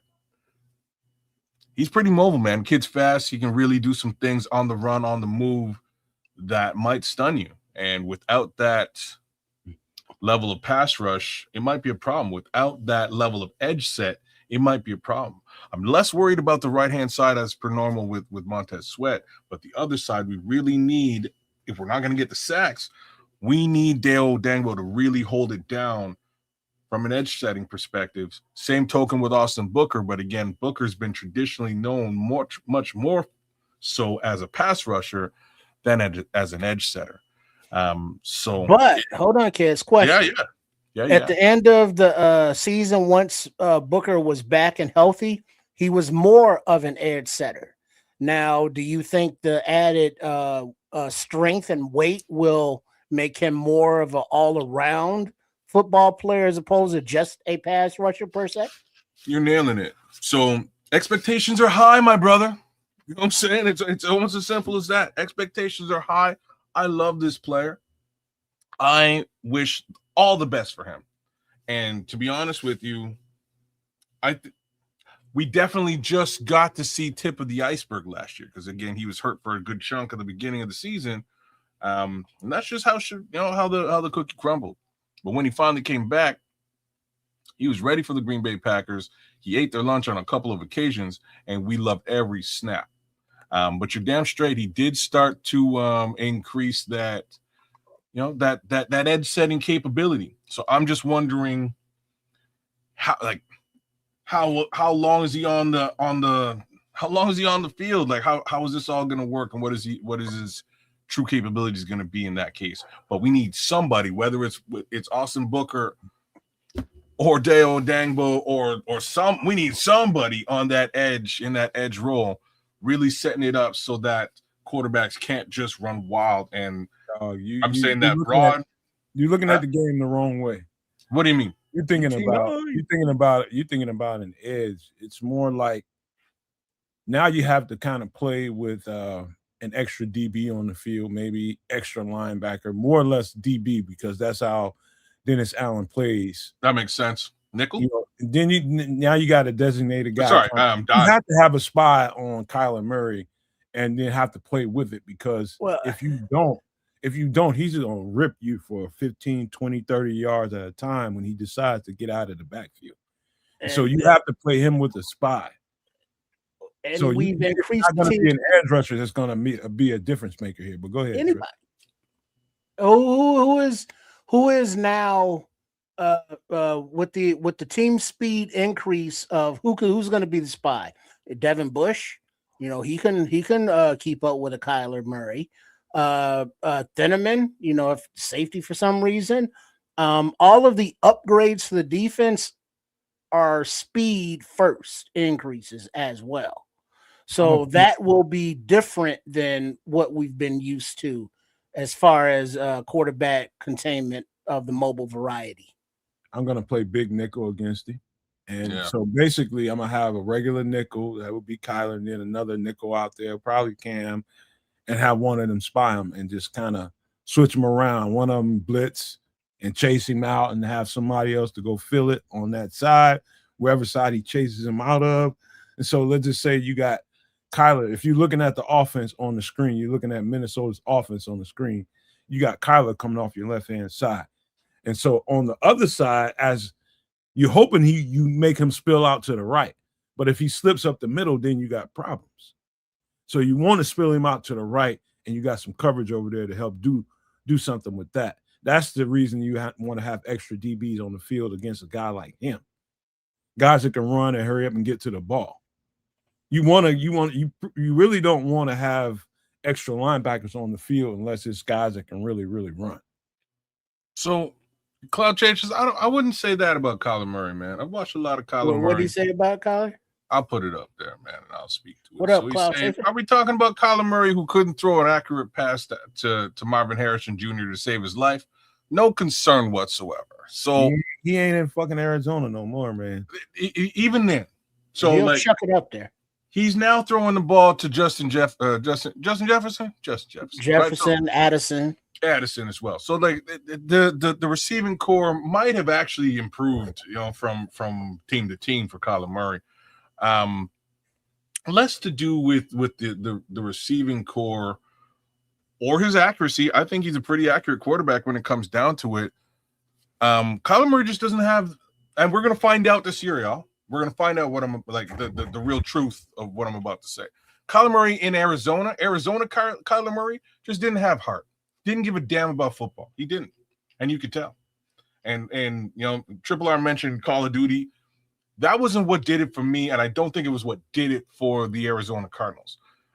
When he signed the contract at Arizona, there was like special language in there that spoke to. There's a great question, Levante, and we'll get to that too. So there's special language in the contract that sort of said, hey, like you need to watch film You know what I mean? You need to actually watch film. You need to come to practices, and we'll pay you the money we're going to pay you. And they did pay him the money. That's now in limbo. But they recognized that his heart wasn't in the sport, which is super weird for the guy you have under center, your quarterback. Now, enter Kyler Murray in Minnesota. If we're talking about Kyler Murray in Minnesota here, this is his second chance, right? Either you give a fuck or you get the fuck out, right? Like that's where we are with Kyler Murray right now. So they're gonna give him his second opportunity. We're gonna see if he beats out, just like Levante said. We'll see if he beats out McHandoff. I'm heavily under the impression that he's gonna. The only real advantage that McCarthy has is that this is now his second year in that system. So maybe he understands the system better. Maybe he gives a fuck more to understand the system better than Kyler does. Like let's just put because he has the talent. That's not a question. It's his mentals. He does. I'm going to tell you the difference in you just whatever you saw in Arizona, just slide that left. Just telling you right now. The thing about Minnesota and why people get excited about him playing in Minnesota is the head coach and the offensive coordinator's track record with the quarterback that kind of failed to produce. What he's really good at is having that quarterback trust the system and being successful. All you have to do is stay true to the tenements of the system. And it's proven. It's proven. You just saw a quarterback leave that system and go win a Super Bowl. You just saw it. And the same thing is going to happen here. I'm not saying Kyler Murray is going to get really, really good and take off and go. I'm not saying that, but Kyler Murray knows that this system works. And so he's going to have a different mentality going and taking the guidance from this guy that's teaching it. And so if he takes to it, like I think he probably will, this is going to be, I'm just telling you. Yeah. Slide left all the thoughts you saw, all the thoughts that came from him being in Arizona. That's different now. So I hear what you're saying, and that's props to the coach in Minnesota. Like he's a damn good coach in my opinion. Now, to end the Kyler Murray conversation, what got me and what basically got the Arizona Cardinals to bench him was one play. And this play is last season, and I didn't believe it when I watched it, and I had to talk about it then, and I'll talk about it now. I talked about it on my show, my fantasy football show. But Kyler Murray's under center waiting for the snap to come. Snap's about to happen. He takes a quick look to the left, and the snap comes. Hits him dead in the face. Now, it's just a snap, y'all. It's not like it was a full force throw. It's a snap.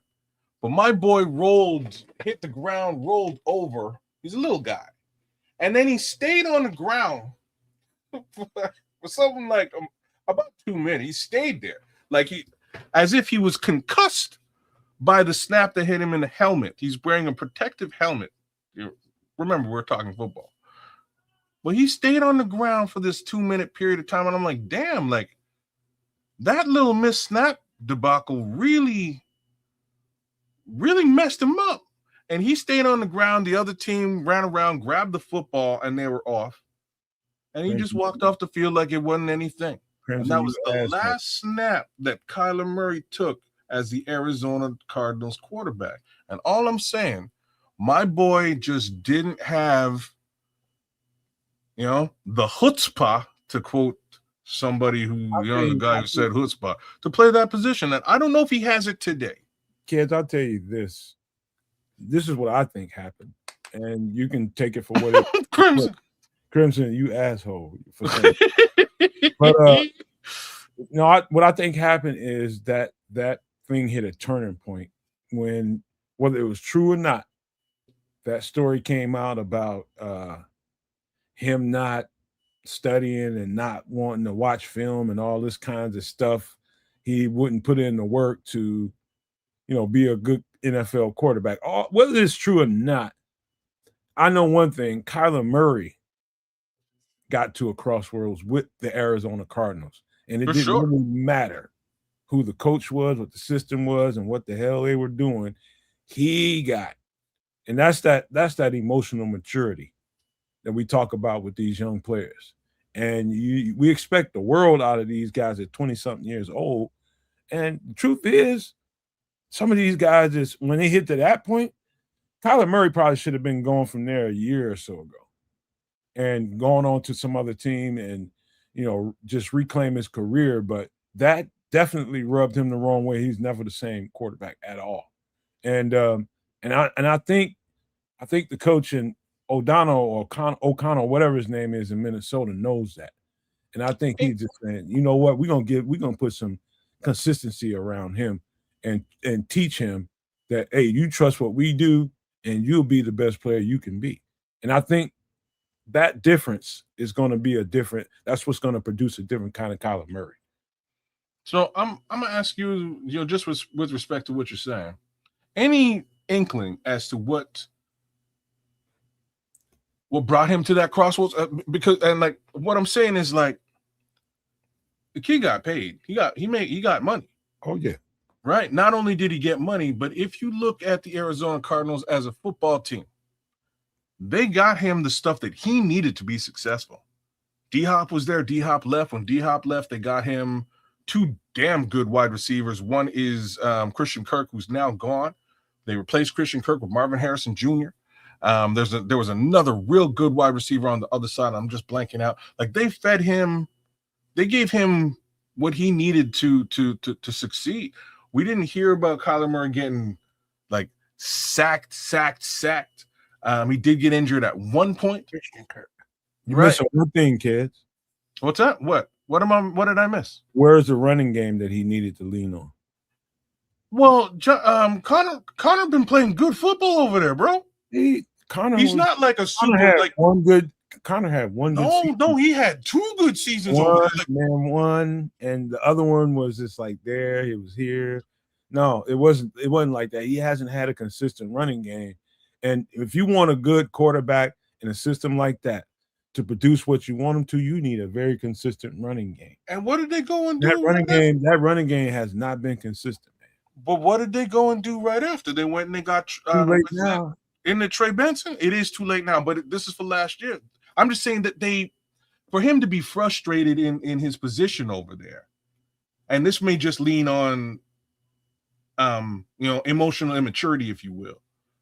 For him to be upset with his position over there, I personally feel like we've watched, like, we're looking at a Chicago Bears team here that's clearly needed an edge rusher and hasn't gotten an edge rusher well worried about. We've looked at. We're front face and center with a Green Bay Packers team that's had Aaron Rodgers, one of the better quarterbacks in the league for many years, just completely ignore the wide receiver position. I'm just saying, I could see why Aaron might be frustrated. I could see why, folks on the Chicago Bears might be frustrated with the defense or Bears fans. I can't really see what would frustrate a guy who just got paid well, has the weapons he needs for the most part. At least they're trying to give him the weapons that they need for the most part, has protection for the most part. You know what I mean? Like, stuff was kind of in place in Arizona. If we're talking about the defense, yeah, maybe the defense wasn't super great. It's not. It's actually ass, but that's another story. Okay, kids, let's just talk about the NFC and who came out of the NFC. Who was it? Seattle and the Eagles, right? That year? NFC Championship. We're just talking about this year, right?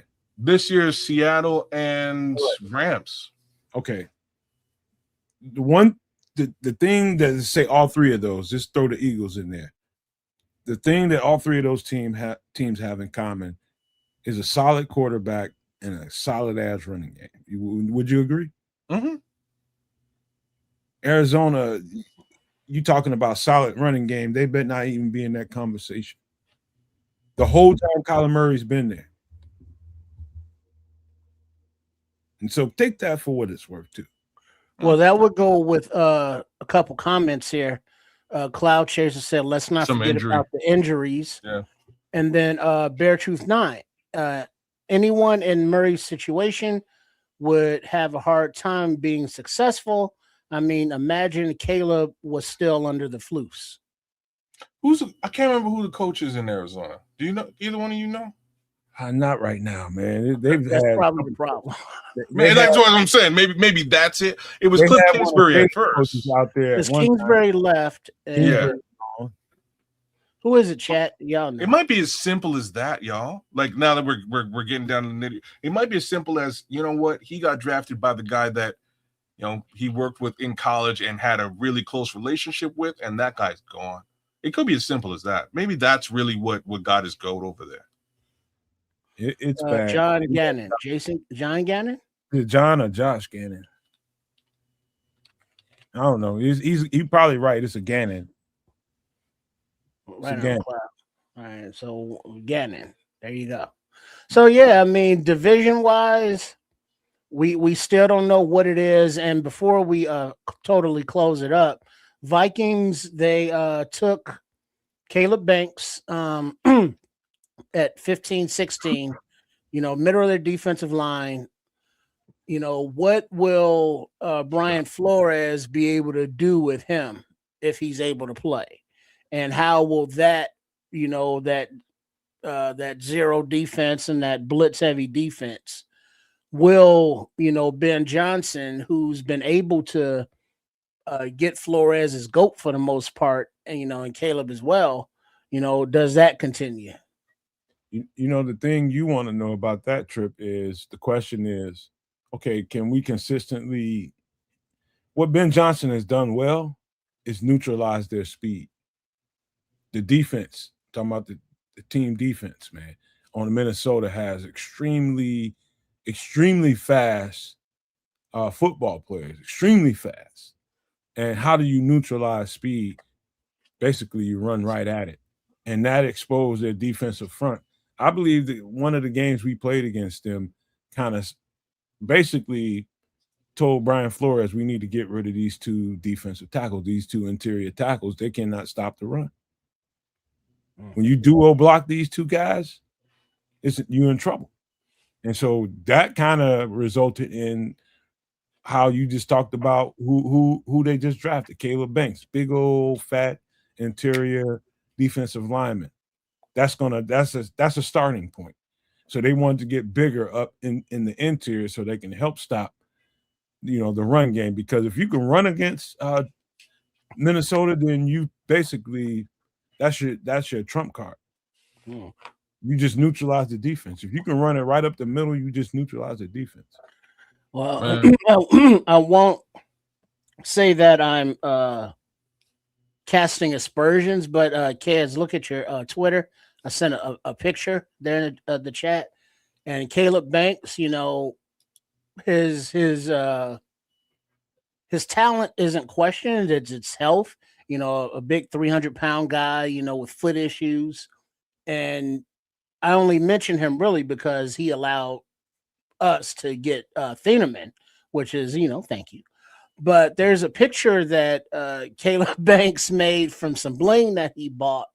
And it's like, yeah, that's not a thing that I think that a rookie who was into football, that's not something that he gets right away.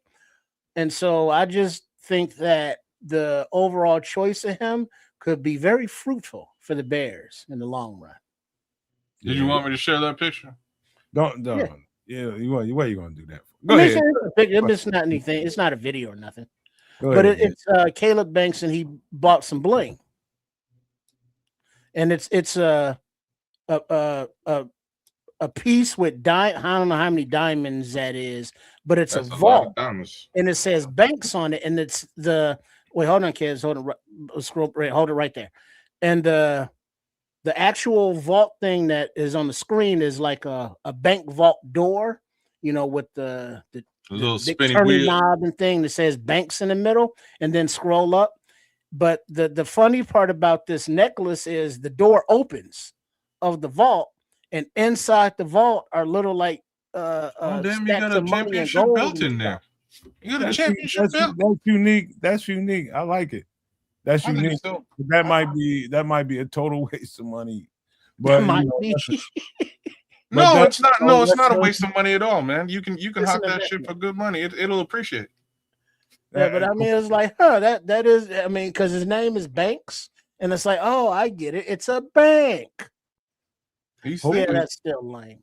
Hopefully, man. You know, I wish the best for him, man. But that's a big boy, and they needed some size in the interior of that defense, big time. And yeah, that's what they went out and got, man, because they got ran over last year, flat out. There's no other getting, and you neutralize that defense. Flores' defense is powerful when it's working right, and all the pieces are functional. But that defensive front, they let them down, and so they're doing what they can. Now, I don't think they're done. I think there's a couple players out there that might come in and help them, but we do need to get to some player breakdowns, man, before we get ready to get out of here, man. Some guys that we need to keep an eye on. Okay. So one of them, the first one we're going to talk about here real quick, is somebody we're very familiar with, and this is Ryan Bates is out there still. Now we're talking about interior offense. What we need him for? Huh? What we need him for? Well, if you let me do the breakdown, I will. All right. So what I'm getting at is we feel okay with the interior presence of our offensive line, center, guard, you know, that role that these guys need to play. The thing is we haven't seen what's the guy that we drafted last year out of Michigan State. Haven't seen him. Luke Newman? Luke Newman, really didn't see him much after a certain amount of games. We hope that he's what he's supposed to be. But if something were to ever happen during camp, and I'm knocking on wood right now, when they put the pads on or something happens, right, knowing Ryan Bates is out there is a plus for us. So long as he's out there. But would you either one of you guys opposed to bringing him back to the roster for a year? I'm gonna say it like this. Ryan Poles really likes Ryan Bates and what he puts on the table. That's clear and evident. Made an offer. Eventually, that offer came to fruition and brought him over. And super overpaid this guy because he never found his way on the field outside of a couple of games. That being the case, you might be able to get yourself some Ryan Bates for virtually no money at all. If you require the depth, do it. But if it was me, I'm steering clear.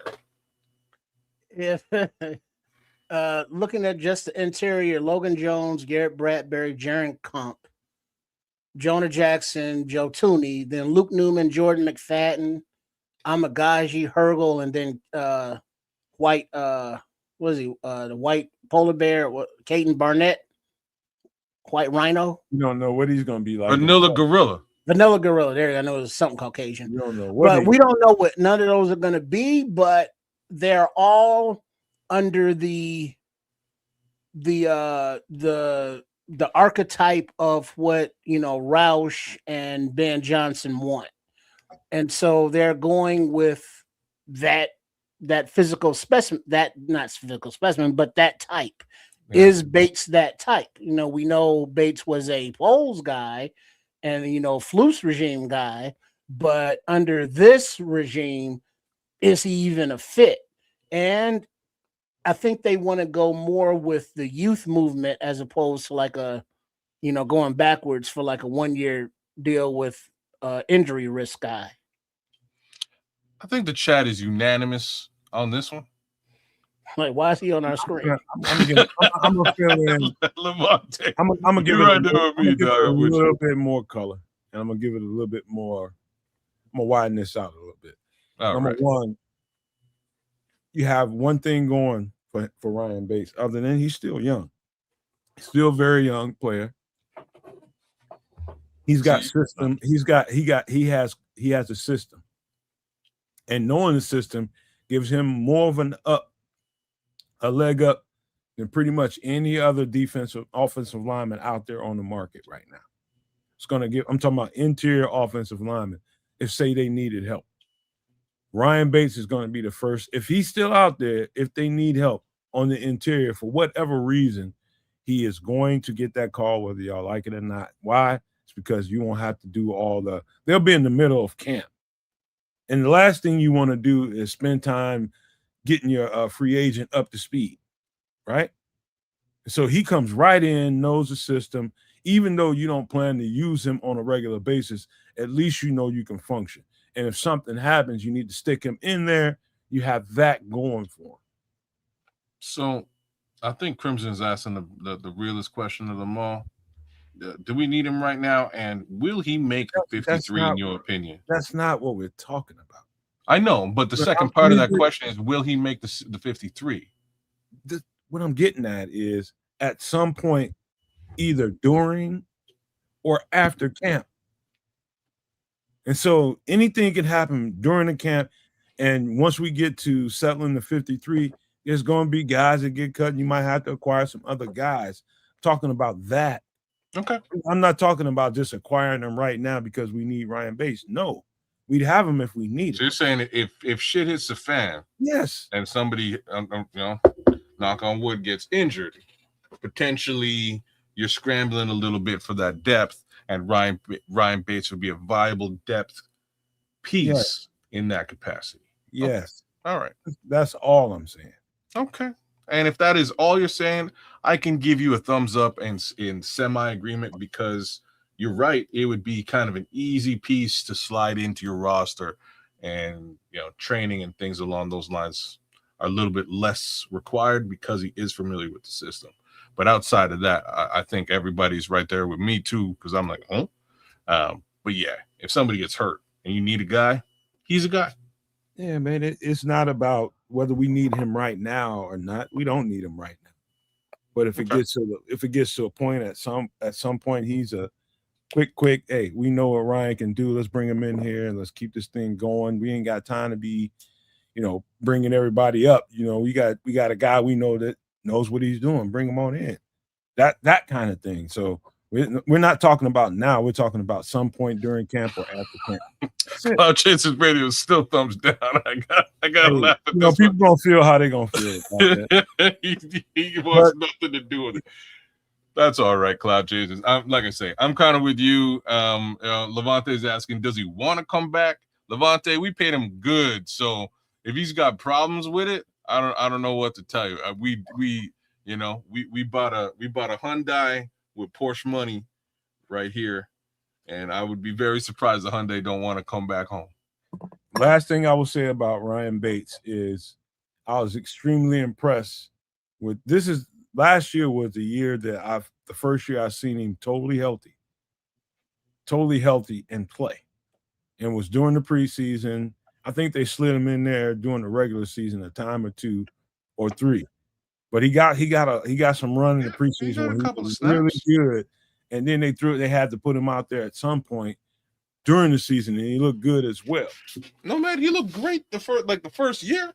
He looked great, and then when that injury happened, that was it. We had to go. We were left reeling and holding the bag with a big contract. So I know, as far as fans are concerned, this particular player is going to be a polarizing thing, because again, I don't care. I'm just with Porsche money. I don't care anything about how people feel about him. Just bringing it up, and I'll give my breakdown, and people have to feel how they feel about it. I don't care about none of that. Fans will be fans.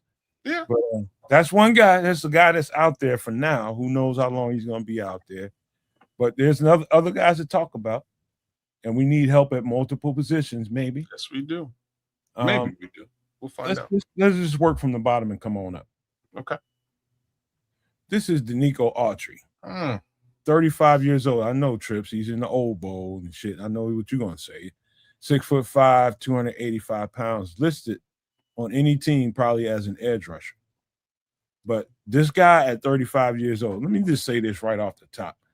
We talked a week ago about bringing in attitude guys. This is an attitude MF if you ever want to have one. Not only that, he's all business, man. He's all business. And you would think, unless you go and look at the tape thoroughly, 35 years old, what really can he do? Oh, he ain't really lost nothing. Danico Autry's a dog. He's been one of the dogs in the league for the past 7, 8, 10 years almost. He's been quietly. He's just been on some teams that haven't really crossed that threshold. But Nico Autry is basically a tweener.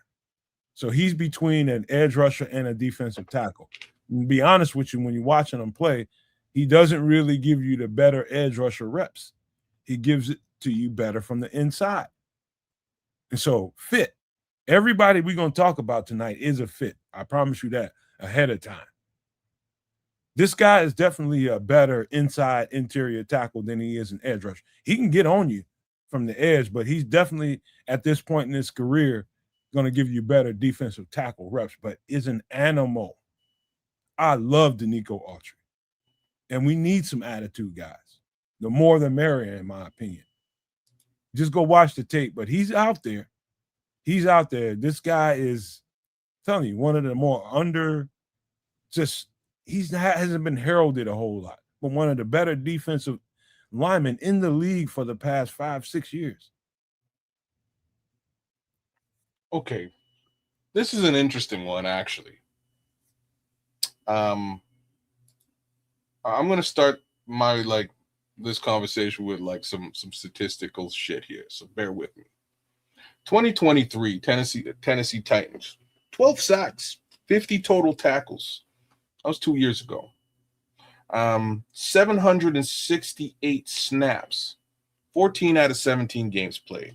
That's a pretty damn good season. Obviously, there was some level of injury in that season, but that's a pretty damn good season all in all. I have to admit, 2 years ago, a couple of forced fumbles in the mix.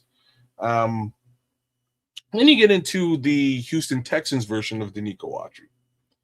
There's two things that come to that sort of rear their ugly head. The first thing is, again, our boy's 35 years old. So if you were a 33-year-old Denico Autry trying to stay elite in this league, you might maybe wind up doing some roids and getting caught. Like you might. And that's what happened. So he gets caught doing. It wasn't roids, man. Okay. I'm call it what you will. Homework. It ain't. He got caught for some kind of legal substance, but it wasn't that. Okay, cool. Whatever it was some level of performance enhancing drug that the league deemed I don't even as. know if it's performance enhancing, but it's a legal substance. It's a P. He was suspended 6 games for a PED. Yeah. Okay, that's really what I'm leading to. I can't get into the semantics of it. I don't know. I'm just saying that again. Can't go right to roids though, because it wasn't that. Well, roids is a performance-enhancing drugs. Maybe it wasn't. Maybe it wasn't roids, and I said maybe it wasn't. Just along with you. In any event, that's what happens. He lost a bunch of snaps during that season, bunch of games during that season. He still came out with a decent season overall. Played about 10 games, 3 sacks here, 13 tackles. Obviously, numbers are much lower and smaller. This past season, he just kind of went wild. Suspended here and got suspended there. He's just punching people out, which is the attitude that Nomad was talking about, which I'm not completely mad at. I think we need bad boys. What you gonna do? You know what I'm saying? So we lost Chauncey Gardner-Johnson. We do need a shit disturber. Oh yeah, Tariq's still here. Anyways, we could have a little bit of a shit disturber veteran here in Denico Autry. Just saying. Only played 12 games last year, 4 sacks out of those 12. But given the 12 games, he only had 206 snaps. Now, I'm not 100% sure why that was, and I think the answer to that. How many pressures does he have? I don't think they have a number on pressures. Let me look and see if I got a number. I don't have a number on. Wait a second. No, I don't have a number on pressures. But again, 206 snaps is a pretty low amount of snaps. This particular defensive line just had an influx of talent. So it could be as simple as there being a whole bunch of young talent that just got the snaps over him because he was running wild. Long story short, in a rotational capacity, if this guy has, still has a little bit in the tank, I would have to say the number of snaps would have to ratchet up quite a bit. But if he's still got some stuff in the tank, he'd be a great compliment to from a rotation perspective to Austin Booker, Dale Dangwell, and Montez Sweat. He's more of a D tackle than he is an edge rusher. I think we've done what we're going to do at the DT position for the season. I don't know. Not so much if Shamar is not there where we need him to be. That's a fair statement. So we'll see. It's fair, but it's not fair. Like we've still got two other guys there that we just brought in. It just means they get more love, being Neville Gallimore and Streets, and that's kind of how that looks to me. I still think you look at him potentially as a rotational edge. That's my thoughts. I think he would be just fine. He's in and around the size that Dennis Allen likes at the position. I think he's a fit in that respect. Question is, what do you got left in the tank? And the other big question is, he's coming off of two relatively sizable contracts. Just real talk. He's getting nothing like that here. I'm telling you, listen, all the other stuff, I appreciate the breakdown from that perspective, kids. I do. But I'm telling you, when it comes to performance on the field, he still has it. I'll take a little bit of that bad boy. Okay, I'll take a little bit of that because I'm with you there, man. An animal. I'm telling you, I'm with you on that. We need some of that on the team. When it comes down to it, it's going to be how many animals you got versus how many animals we got. That's what it comes down to in football. I don't care what nobody says. I don't care how prim or proper somebody's behavior is on or off the field. You better have you some animals. You better. Or you won't advance so far. Now, with the respect to the Shamar conversation, we don't know exactly how that's going to play out come camp time when they put pads on. And this is just an option if we can't rely on Shamar this year. This is just an option.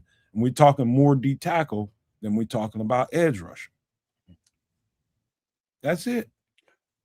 But you guys got to watch him on tape, man. Denico Autry, for as long as he's played in this league, I don't think the guy's really lost a step. I think he's more gradually becoming more of a D tackle than he is an edge rusher over time. But man, he's getting off that ball and he's getting on your ass.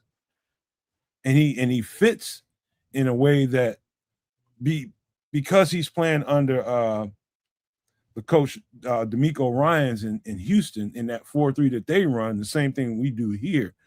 That makes it a seamless fit. And we're talking all offseason about get off and getting pressure from the middle and that kind of thing. When you watch Nico Autry on tape, first thing that's going to jump off at you.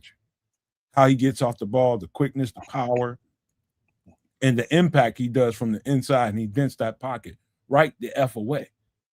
And I'm just telling you, before you go jump into conclusions, anybody, just go watch it on tape and see what I'm talking about. That's what I do over here on the Nomad Network. Just go break down some of these guys that are out here in the market, and we're going to do a whole bunch more of these kind of guys just to show you, where it could be a seamless fit for us, even though he may not have the, this spotless track record. We need some guys like that. We need a few assholes on the team. It's just the way it is. Trips, any thoughts? Yeah. I mean, sure. I mean, if it's a necessity, what the fuck, sure.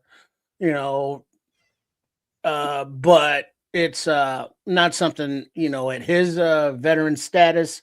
This is definitely, he ain't doing shit till camp. And then, so if it's a situation where Shamar Turner can't go, and who is it? Crimson asked defensive tackles, Javon Dexter, Grady Jarrett, Gallimore, Lynch, Turner, Deo, Vandenberg. That's the white rhino there, kids. Okay. Kentavious Street, Jaden Loving. So there's young guys there battling. There's free agent signings battling. So the timeout, Trip. You can't call him the white rhino. because he's from South Africa. That shit don't. It's got to be Vanilla Gorilla. It's got to, like that. Well, no. Jordan Vandenberg is White Rhino. Yeah. Is he really White Rhino? Is that what they call him? Yeah. Caden Burnett is Vanilla Gorilla. There's another Vanilla Gorilla, and we got a gorilla and a rhino on this team. Damn. Got two white dudes. Okay. That's why I said it was one of those. One of those. It's Vanilla Gorilla and White Rhino. Come on, kids, keep up. I'm just saying I don't like that. That's a whole other conversation. Continue. Yeah, but hey. Well, hey. We didn't want to go there with it, but sure. No. That's an extra sauce conversation. Right. But yeah, those are the bodies that will be in competition. And so if there are injuries and we need a player, sure, come on in, because we have to remember that the price tag will be lower, as there's not a whole lot of cap room to just be signing people willy-nilly. And if he can still play, we'll only need him for a year, so it's not a long-term thing. So, whatevs. All right. One last thing I'll say about Danico Autry, man. I just been a fan of his for quite some time, man. Even when he was at Tennessee. When he was at Tennessee, I was just like, oh my God. I think he was at Indianapolis before that with Flus. And he was a dog then. And it doesn't matter what front you put him in, just tell him what to do. He's gonna do his damn job, man. I'm telling you. If we have a situation in camp or during camp or after camp where we need to fill a void, this name right here is a name to remember. Because when you watch him on tape, you're gonna know. You're gonna know. You might be looking at it just on its face, 35 years old and all that kind of stuff, and you think you know. Just watch it on tape and come back and talk to me next week. Best thing I can tell you. But let's move to another position that piques my curiosity. And this particular player, this is linebacker Bobby Okereke. Let me tell you something. Before we get into the Okereke, but okay. Okay, some people call it Okereke, but it's Okereke, I think, is how he tomato. Continue. Now, let me just say this off the top. Flus has got a terrible rap around here. Let me just tell you that right now. But one thing I can tell you for fucking sure, absolute certainty, is my man Matt Eberflus knows how to identify linebackers when it comes to picking them. He can pick. I don't think anybody in this chat, anybody that has watched Flus and the players surrounding Flus, they know he knows that linebacker position. He can pick linebackers. And Bobby Okereke was a draft pick at the Indianapolis Colts that ended up moving on after Flus left to the New York Giants. He's 29 years old, 6'2", 234 pounds. Free agent, was the leader of that defense for the past 2 or 3 years. Stud linebacker in every aspect of the game. Stud. Don't know what his price tag is going to be at 29. He's still going to get a certain amount of money. But the question is, if, and only this conversation only is happening because I'm not sure if TJ Edwards is long for this roster. I just don't know until I know. If he's not long for this roster, if they end up moving him on and they need to bring in another veteran linebacker or something like that, for whatever reason, Bobby Okereke fits what we do in more ways than one. Great in coverage, and will fill the run. But the most important thing about Bobby Okereke, and you can see it over the years with his play, he's just getting more and more smart and knows how to read the game a whole lot better than he ever did. And that's some of the value you get with a veteran. Anything is how he sees the game and how fast he reads it. Bobby Okereke is one of them guys, man. He is one of them guys, quietly. But this is a piece right here. You guys know who Bobby Okereke or Okereke is, kids. You want to speak on him? Go ahead. Is he a legit free agent right now? Is all I'm saying. He's out there. The Giants had to cut him because of his salary. And that's where that's really where I'm headed here. Okay, I'm just going to give you all the statistics of this last year with this player. 17 games played, 1,100 snaps, played 96% of the snaps of the season, 1 sack on the year. He's a linebacker.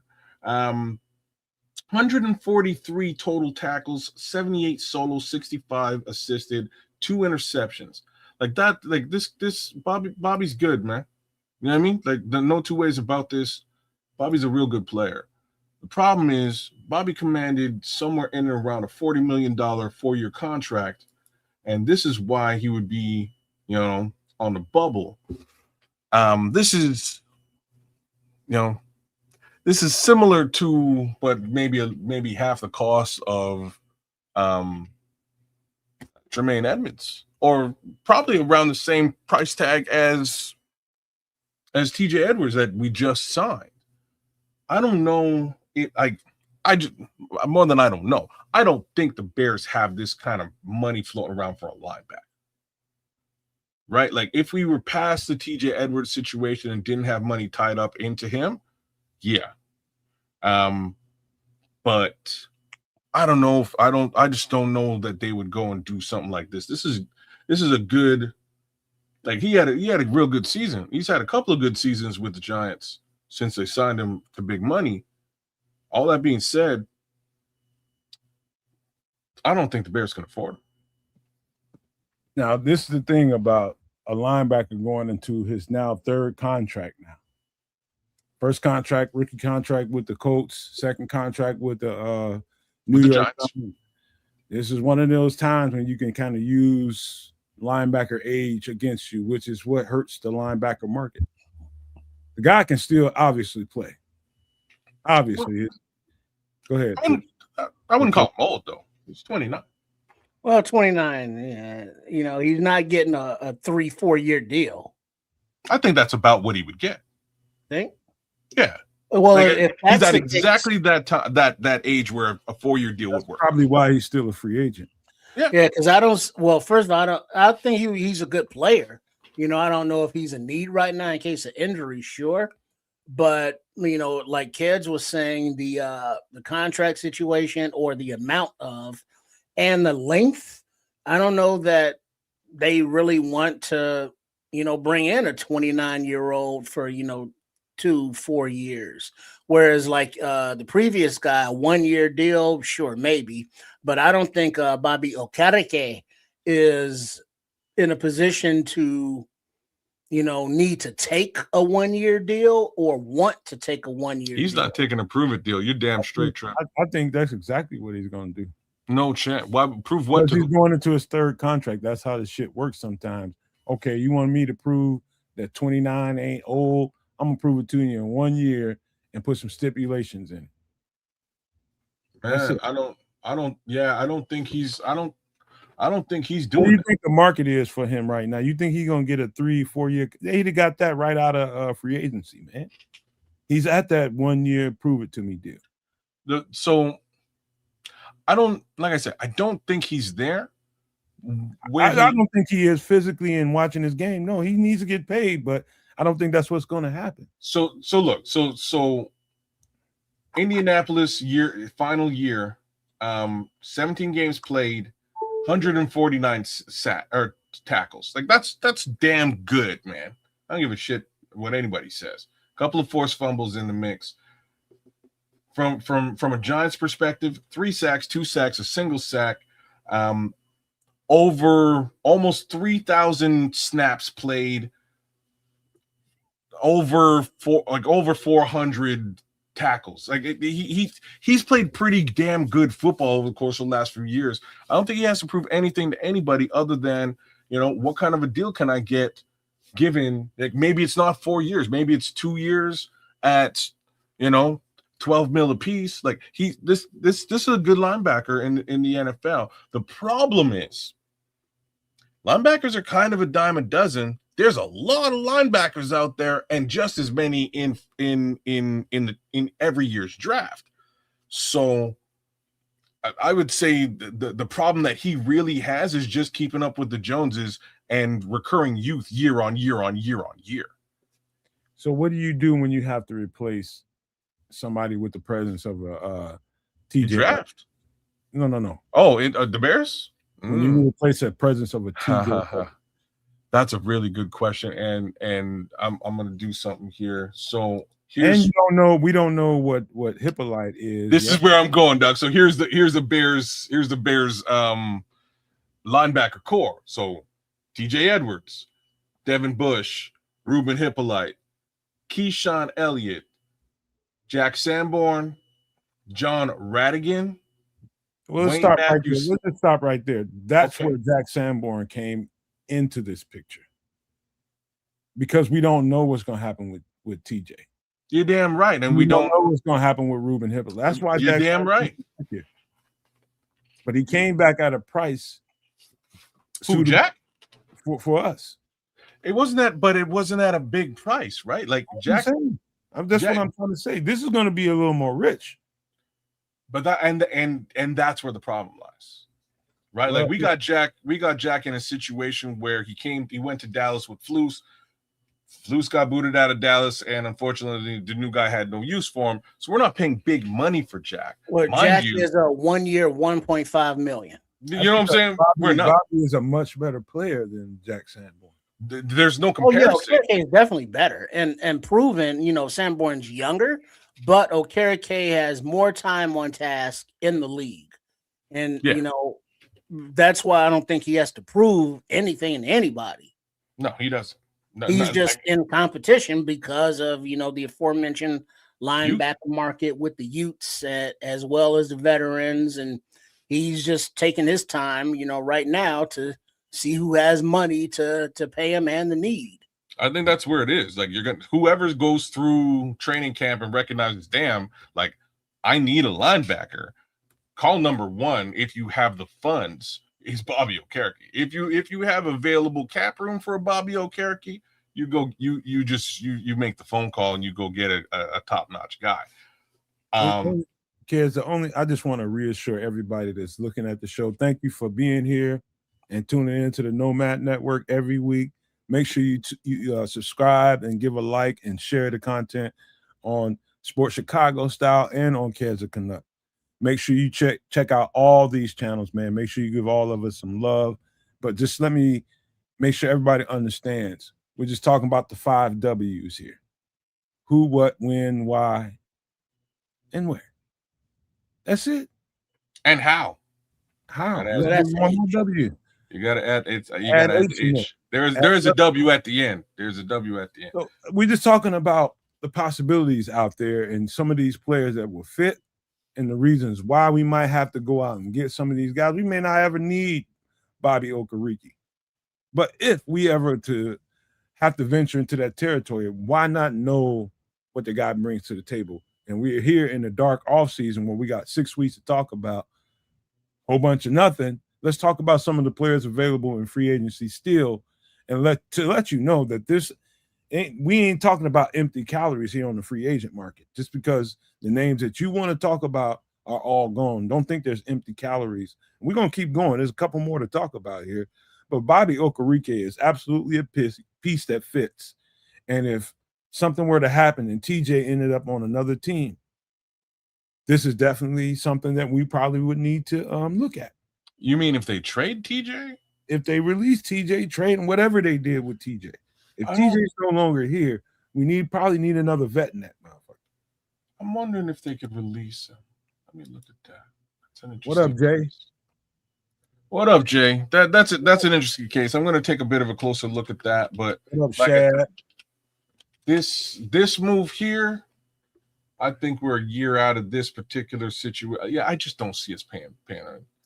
Like the other side of this, is you don't have to go right to the money. I'm just talking about. I know the other side of this is after DeMarco Jackson, who I didn't get to mention. There's also the 2 Sewells, one being Noah, who's very hurt as well. Yeah. So right, like there might be room here. I just don't see there being money to do this. Like that is the linchpin. There might even be reason. Money is the question. If they're able to get out of TJ, And it's not, basically TJ is making Bobby Okereke money, like very similar. If they were ready to get potential out in 2027, yeah, they can't do this, bro. So it would have to be a trade out. And you're trading out a 30-year-old man for a 29-year-old man. Very, very similar. I would have to say measurables and probably overall impact. I would actually lean Bobby. Big ups TJ Edwards, but I'd probably lean Bobby. I wish I could just say, all right, y'all, here's the name, here's the player. I'm gonna give you my breakdown. Go watch the tape and come back and talk.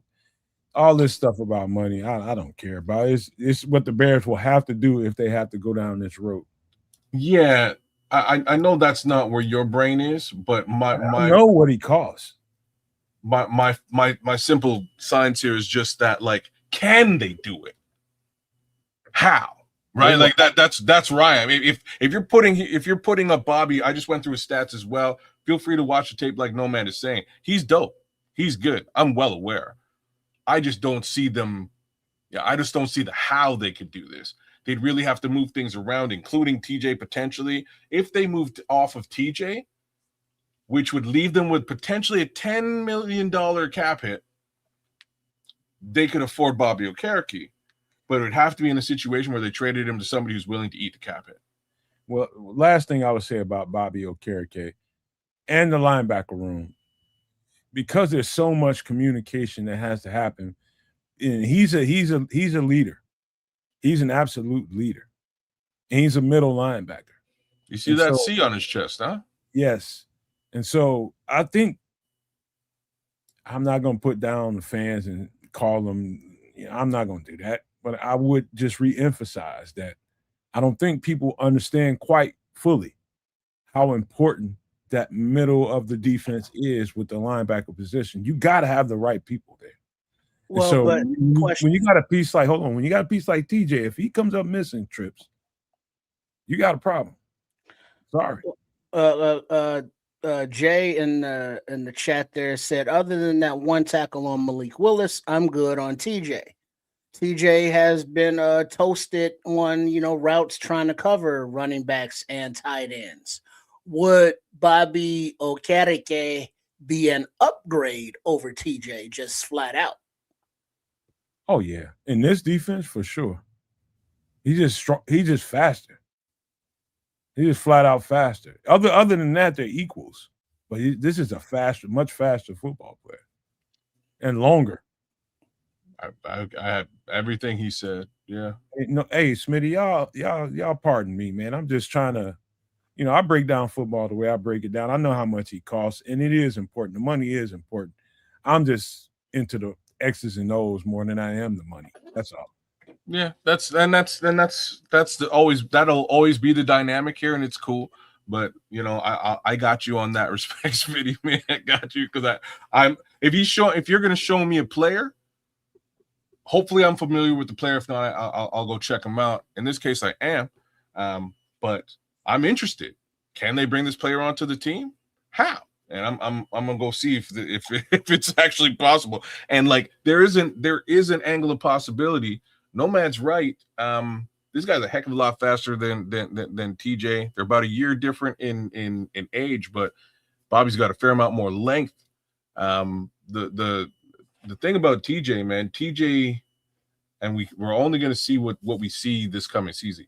TJ dropped off in a major, like it always, like I don't know what it is, man. Like folks get paid and just performance dips. So TJ got paid in 2024. He had 129 tackles, down from 153 and 159. Like TJ was a tackling machine for a couple of years. You know what I mean? Like just a tackling machine. Suddenly 2025, 67 tackles. 100 less tackles almost. You know what? I forgive TJ, man, because again, in a new system and playing out of kind of fish out of water kind of. And he can't really function in a way that he would have in a Flus defense that he knew. I'll give him that reprieve, man. Yeah, and I understand that. Again, we talking about fit versus somebody that fits a little bit better versus how much it would cost. All that's relevant conversation, man. It is. And again, I'm just more into the X's and O's. That's it. But we got other players to talk about. We got a couple more before we get out of here. One of them, this guy, I think you will like when you look at him on tape. This is Ifitu. I misspelled that. Ifitu Melifonwu, 27 years old, 6'3", 210-pound safety with Miami, formerly with Miami, but more previously drafted by the Detroit Lions. You guys might remember this guy, Melifonwu, with the Detroit defense. Probably wore number 6, I think, when he was with Detroit. They drafted him as a corner out of Syracuse. Gradually, he ended up, not being as good at corner, and natural thing to do when you're playing when you're coaching DBs is you want to see if this guy can take the safety and he can take this role and understand the principles of safety and perform. And boy, let me tell you, he excels now at safety in a major way. In a major way. He is much better at safety than I ever seen him play cornerback when he was in Syracuse and at Detroit. He was getting toasted at Detroit at corner. But they moved him to safety, and this guy has flourished. And yes, he fits. Absolutely. He's probably better in one-on-one coverage than most safeties in the league because he played cornerback. And so you have that skill set playing at a safety. Naturally, he's going to be a better one-on-one safety than most safeties in the league, right? Because he's got all that, that leg work at corner. This guy is a piece that fits here, and he's physical. Young, 27 years old, ain't going to cost you much money.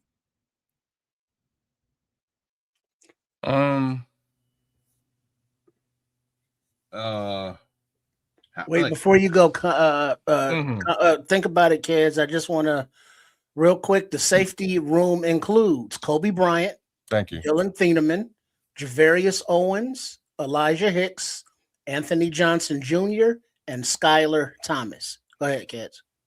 And this is, I'm glad you did that, because how many safeties are we really gonna take on here? And that's only my. Before you finish that, look at what Shad is saying here. Just read that.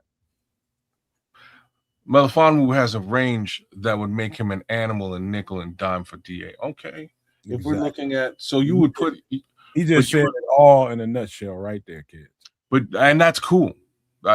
So I didn't understand how you're gonna, like, he the safety room is ram-packed in my opinion right now.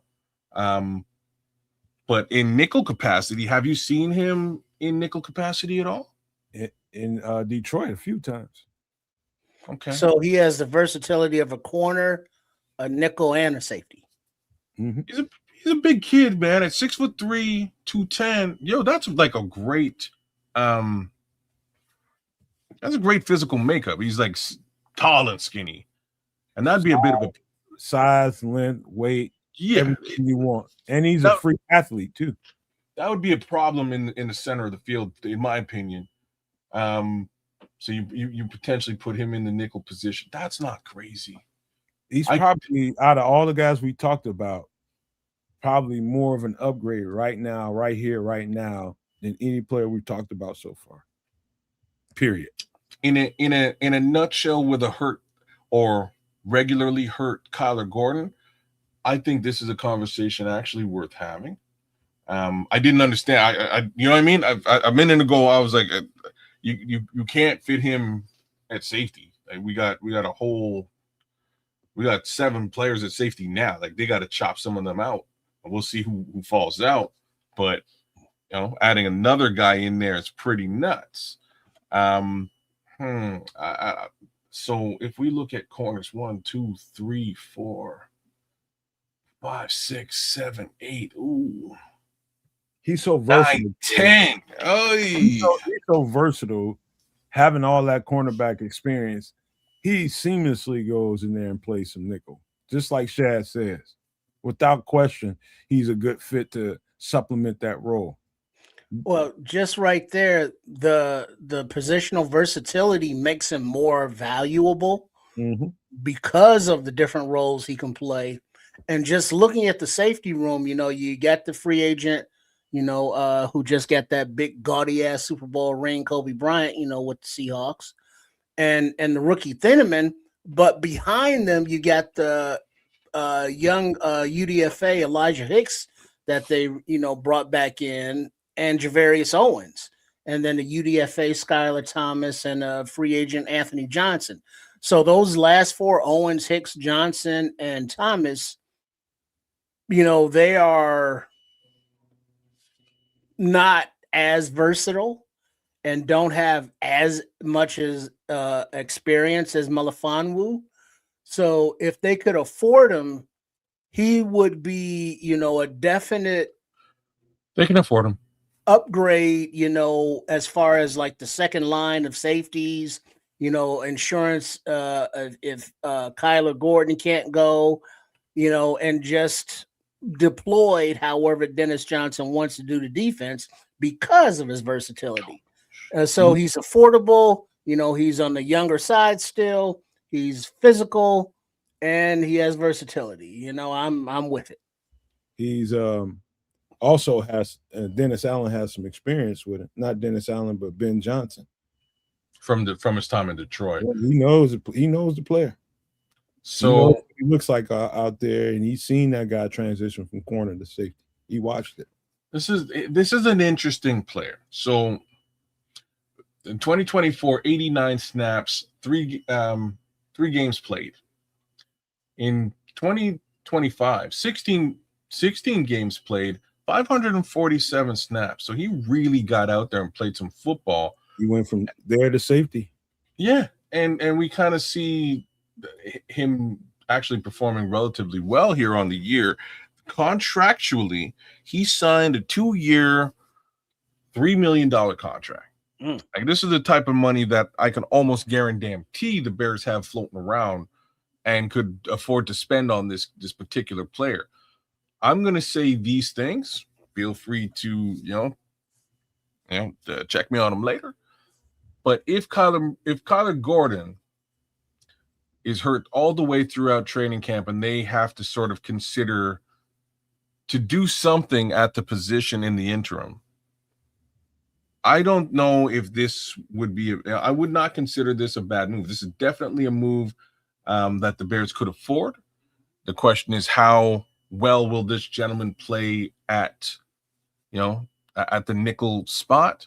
I have a feeling he'll not only play very well, but having a lengthy target in, like that length, might make up for, some of the speed he might be up against. I don't know how fast he is or how twitchy he is. 4.48. He's pretty fast and twitchy. That's not bad. That's not bad at all. He's a freak athlete. Okay. And if he, just, play it out, Melifonwu coming in on a blitz.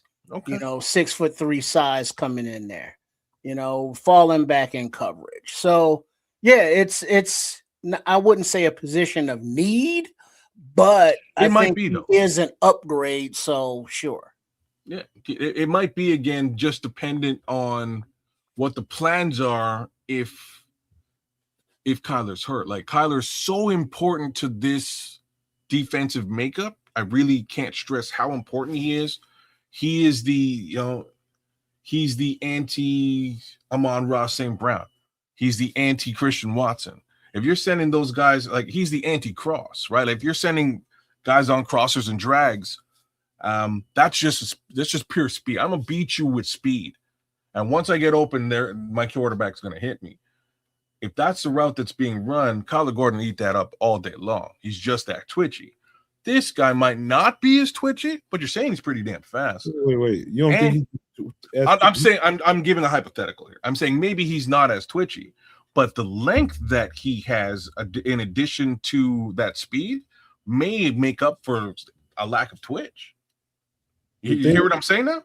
The thing about him when you watch him on tape, Melifonwu, I've just noticed it doesn't really matter how you play him as a safety. You can play him in space, and he's a very good I mean, spatial awareness is getting really, really good. He can close space in a really quick blip.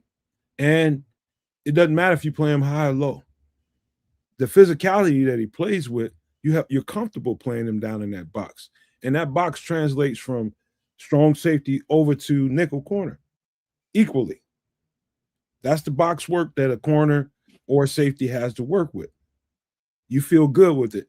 But he really excels in one-on-one coverage because, especially on tight ends and running backs, that's easy to him because of all the work he's had at corner. That's easy work for him in the day. Okay. I'm like I say, and now, kids, question, finance wise, 3-year contract at what, like $2 million a piece, $3 million a piece, whatever, 2-year deal, 3-year deal. What do you think he's looking for? Real talk, because he's coming off of a 2-year kind of prove it situation.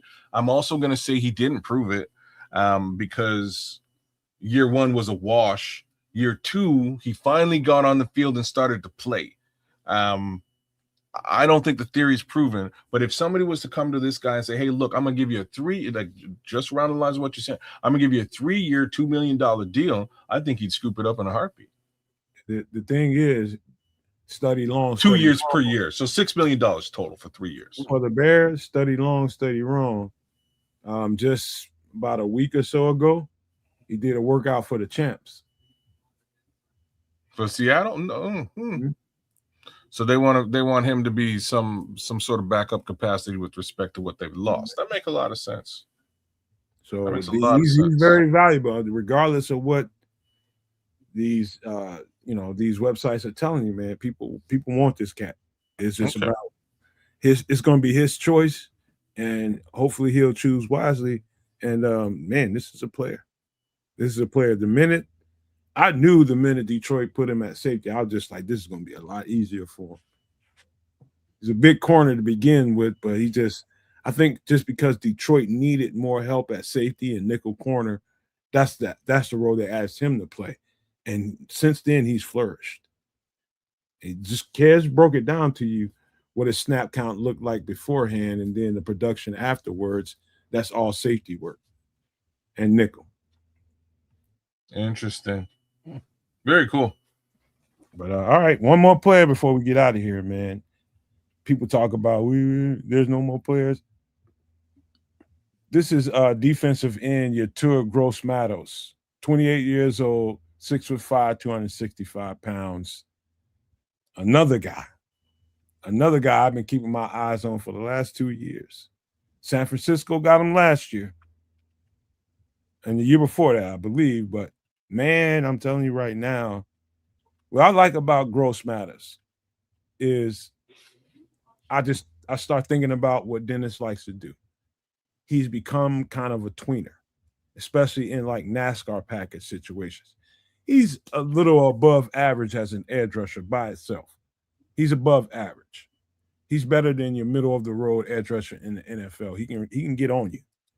Now, he's starting to become a little bit more strong than he was when he was at Penn State. Just physically stronger.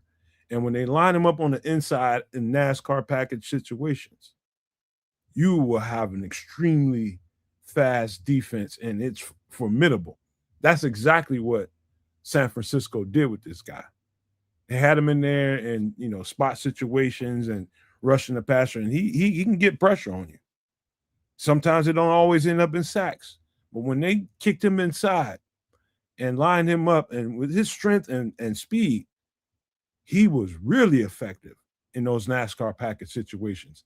He's becoming a tweener. That's why he's a fit.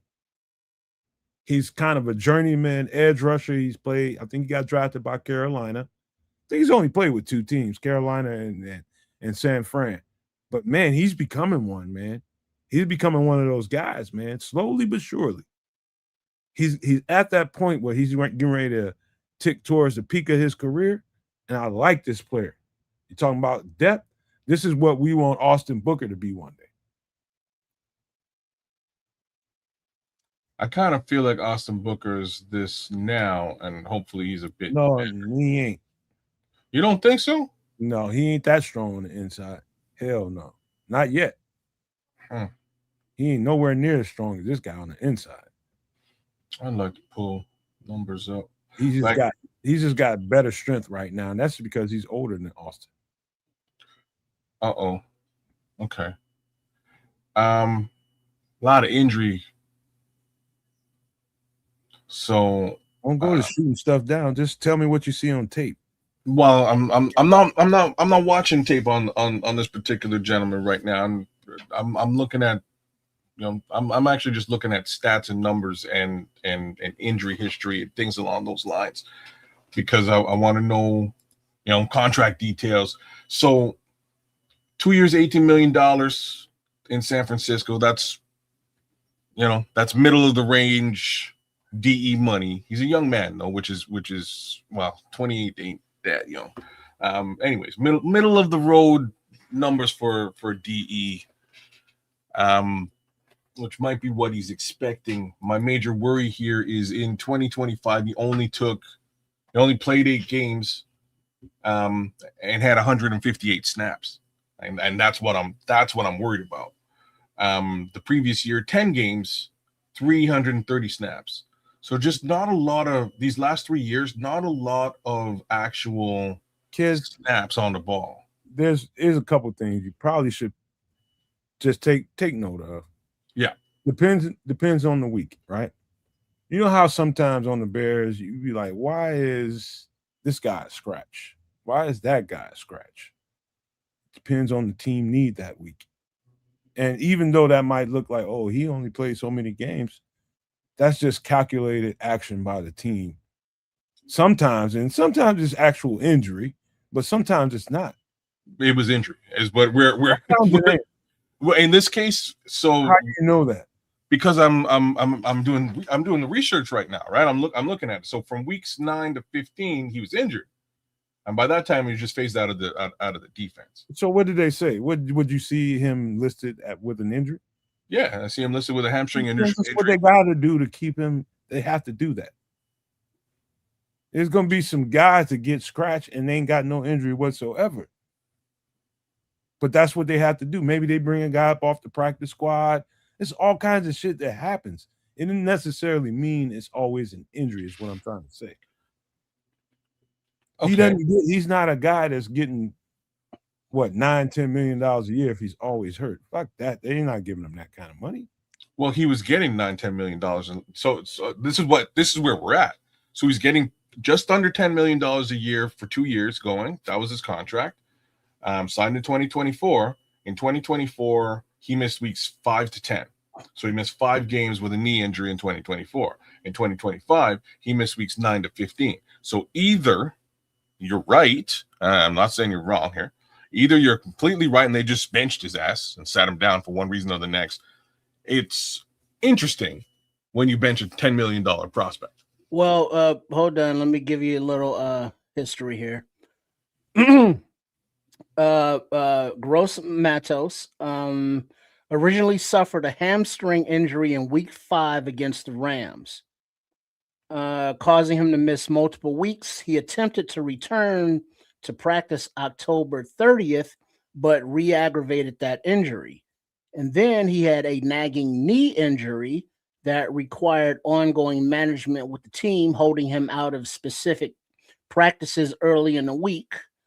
And he was officially activated from the injured reserve, but continued to navigate lingering knee issues and soreness in the late stages. I sound like I hear a whole lot of shit going on in between the lines to me. I don't know. Except for the hammy. The only reason I don't know is because his final season in Carolina, reason why they didn't extend him, hamstring injury, weeks 8 to 12. Right? So like what we're now talking about is a fair amount of injury history here between 2 separate teams. And I'm not saying that that's going to carry on into the next team that he goes to. That's not what I'm saying. I'm just saying that there's just not a lot of statistics here to look at with respect to actual snaps on ball, like playing on the field. At least not in the last 3 years of football. You know, so he's a good player, possibly, but he just can't stay on He the ain't field. on the field. Okay. Right. Let me just tell you what I see. Yeah. The guy's got the length. Of course, he's 6'5". He's got the weight, 265. You see it on film, man. He's an absolute perfect fit. And I bet all kinds of money, whatever his price tag may be, that's debatable, depending on some of the stuff that Kez is talking about with injury concern or whatever team values him as what. What are they willing to pay? All that kind of stuff is reasons why somebody like him might be still on the market. It could also be that he's 28 years old and he's just letting the market come to him and ain't no need for him to rush. He's going to get paid and paid somewhere. Guaranteed. He's going to be on the NFL roster this year. Now, whether or not it's with Chicago, I'm indifferent about it. I'm just talking about the player attributes. That's it. He's a fit. He's quick. He's powerful. He's getting stronger every time I see him play. And he's starting to be one of those tweeners. I wouldn't have called him a tweener a couple of years ago. But since being in San Francisco, they've kicked him in on those NASCAR down situations, and he's excelled in a major way. So that makes him a fit here in Chicago for whatever reason. So if he ends up here, great. It helps. It helps in a tremendous way. It's going to make us faster, stronger, and longer. And so, that being said, I'm telling you, he's got very good attributes. Hands are getting much better, but it's the burst, the power that he plays with, whether he's on the edge, and he's a good edge setter too in the run game too. But the burst, the power coming from inside or on the edge is what's going to make him attractive and probably on the list, for if we got a situation in Chicago at some point during camp or afterwards, this guy is going to be on the list. So why I say he might be on the list is just because they can probably I don't see, Smitty Q giving your comment there. I don't see anybody paying this guy $10 million. I'll just be straight up a buck about this, right? Like nobody's paying this man $10 million at this particular point, at this age, and given the fact that he's been more or less hurt long term for 3 seasons in 3 seasons no less than 7 8, I guarantee you. No chance. Oh, I guarantee he gets 7 no 8. Chance. He's getting 7 8. No. He's coming off a 2-year, $18 million contract, and he basically didn't play. Going to get him that. That's 9 a year, right? So he basically didn't play at all those 2 seasons, and that's why he's a free agent today. Or San Francisco would have retained him. Hell, they could have retained him at lower lower money, and they decided to cut pay. He's 28 years old. It's a lot of teams that are willing to pay him that. Yeah, I'm sure there's going to be a lot of teams willing to pay him. I just don't, like I'm saying, I don't see them paying him. I don't see them paying him upwards of $6 million max. That's all right. I'm just saying. My final prove it situation, right? Like prove it situation. You sign a short contract. And you get your money back down the road. But he needs to prove it. I just wish before you go to dollars and cents, you look at film. It's not even dollars and cents I'm looking at. I'm looking at injury and games played. But and that's, you understand how it feels when I've done all the film work and then you go right to the financial part without looking at the film. That's kind of not cool. I didn't go to financials. I went to games played. If I see actual snaps that this guy's been playing and where you would get film work from, like what? So clearly, did you watch him last year? Because he only played 158 snaps last year. Watch every snap I can get my hands on. I'm just saying, there couldn't have been a lot for you to view last year. Is it enough? If it was the year before, I understand that, and maybe he was playing a little bit well, but to understand that he was out the remainder of the season after game 10 is a good thing to understand. So now we've got a history of injury, unfortunately. That's for coaches, GMs, and people who decide if they want to get a guy in and what they want to pay a guy in to figure out. I just look at the film. That's it. Like I say, I believe he's everything you say that he is. It's just injury, unfortunately, has proven differently. It would be cool if you just probably look at the highlights, or at least the highlights first, and then let's go to the dollars and cents, and then it probably make a little bit more sense. You know, it just would. If you see him, you'd be like, I'm gonna give you the opposite understanding. So if Ryan Poles was to go and just look at the film and go, shit, this guy's amazing. I already know where you're going, kids. Where am I going? It means more to look at the whole encompassing thing. I'm just talking about. I understand what you're saying. Where was I going? If we're gonna do this, it's good that we all look at at least look at some highlights or something, and then we get a taste of what the guy can bring to the table, whether you like him or not. Then we go to the financial aspect of whether or not the Bears might do it, and I'm good with that. I'm good with it. I'm good with how much you think the Bears can or can't pay, because you probably know that better than more than anybody here. But at least let's get eyes on this cat. That's all. Even if it's saying the Bears probably can pay him. My worry is not the dollars and cents of the deal, really. It's if they were to put dollars and cents behind this player, is he actually going to get on the field? That's the worry that I have. And like, for instance, a Ryan Bates, which was your first example today, that was the exact experience that we had with Ryan. Ryan Poles looked at him, said, damn, I like the way this guy plays on the tape. He's amazing. Well, let's bring him in. Let me offer him 2 years, $10 million, and we'll $10 million a year, and we'll bring you in. They did bring him in, and he never got on the field. He played 4 times. Dio, kids. Sorry? No, I'm talking about Ryan, but my example is not Dio. My example is actually Ryan Bates. Ryan Bates isn't even in this, man. But he's an example with respect to what Ryan Poles did. Ryan Poles went and he looked at the tape, saw a guy that he really liked, got that player at $10 million a year who played maybe 6 games maximum over the course of a 3-year deal. Yesterday. And today he could go and get Gross Matos, who's coming off of injury, a long history of injury, pay him what you're saying is $8 million a year, which is pretty close to the 10 I was just describing.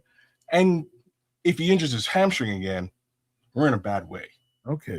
We're out. The Bears are out 24 mil. Because Dio might or might not be what we need him to be. And we need to talk about some of the edge rushers that are out there on the market. Whether you think it's a good thing for the Bears to do versus what they did yesterday is beside the point.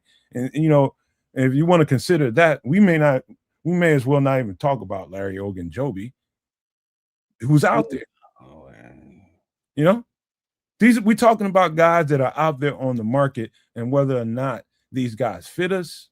And then we talk about what these guys may or may not cost us financially, not what they did yesterday. That's just beside this is a hit and miss in all of it, bro. It is.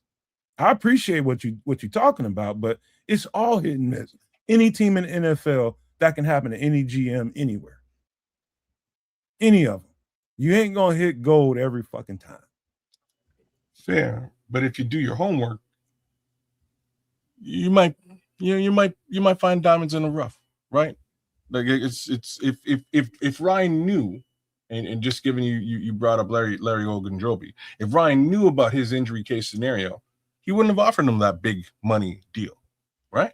Maybe he knew, but felt like it was okay, and then brought him in for the situation, and it was worse than I thought. Well, he had to back out of it because of what was found, right? But fuck around, found out. You have to look at all of these at all of these things to really gain a full understanding of like. Tape is important. Tape is one part of the conversation. The other part of the conversation is, can they afford it? If they can afford it, cool. And in this case, I think they can afford it, which is where I'll agree with you. because I don't believe he's going to be able to command a high salary due to injury, due to 3 solid years of recurring injury. Hamstring and knee, and hamstring again. That ain't good at all. Yeah, that's the Ryan Paul's going, oh damn, I like this kid's tape, and then he goes by his cap, the cap person. Hey, can we afford him? Thumbs up, thumbs down. Hey, Dennis Allen, what do you think of the kid? Yeah, I think he's a good player, but he's just not reliable to stay on the field. And then it's like, well, how much does he cost? Oh, damn, that is kind of a lot for not reliable. So pass. Okay, last thing. We blaming polls for that. Same thing kind of happened. Same thing just kind of happened with Grady Jarrett.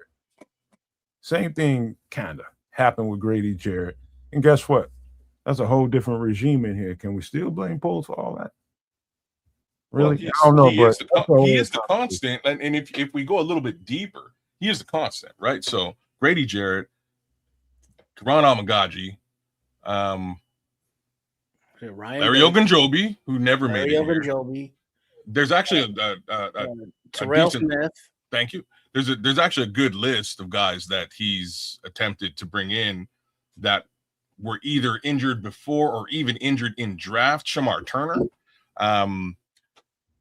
There's a fair amount more. He's taken a lot of gambles on guys on injury. Sus history of being healthy. Yeah. Well, we need to what we need to do, man. We need to have, maybe we can do that in the next couple of weeks here. We put it together the right way. And just, put our little feelings to the side and have a real, genuine, true conversation about who should take the weight for some of this. I'm one of the people who's firm on the side of the best situation for a GM is to have the coaches tell you what they want and you go and get it. That's, to me, the best situation here. Everybody wants to give Ben Johnson the credit when things are going right, but when the bad decisions happen on the GM side, if we acquire a player that doesn't produce, first thing they want to do is point at the GM. And trust me, that player wouldn't have been here. I'm talking about Grady Jarrett or anybody else that we acquired at that given time if Ben Johnson didn't green light that shit. But don't nobody want to, everybody feels good about Ben Johnson. They want to keep his plate light. But that's the conversation we need to have because it's bullshit, man. In my opinion, it's just, the GM's got to take them arrows, man. I understand it, but it ain't all him, bro. Trust me, it's probably less than anybody.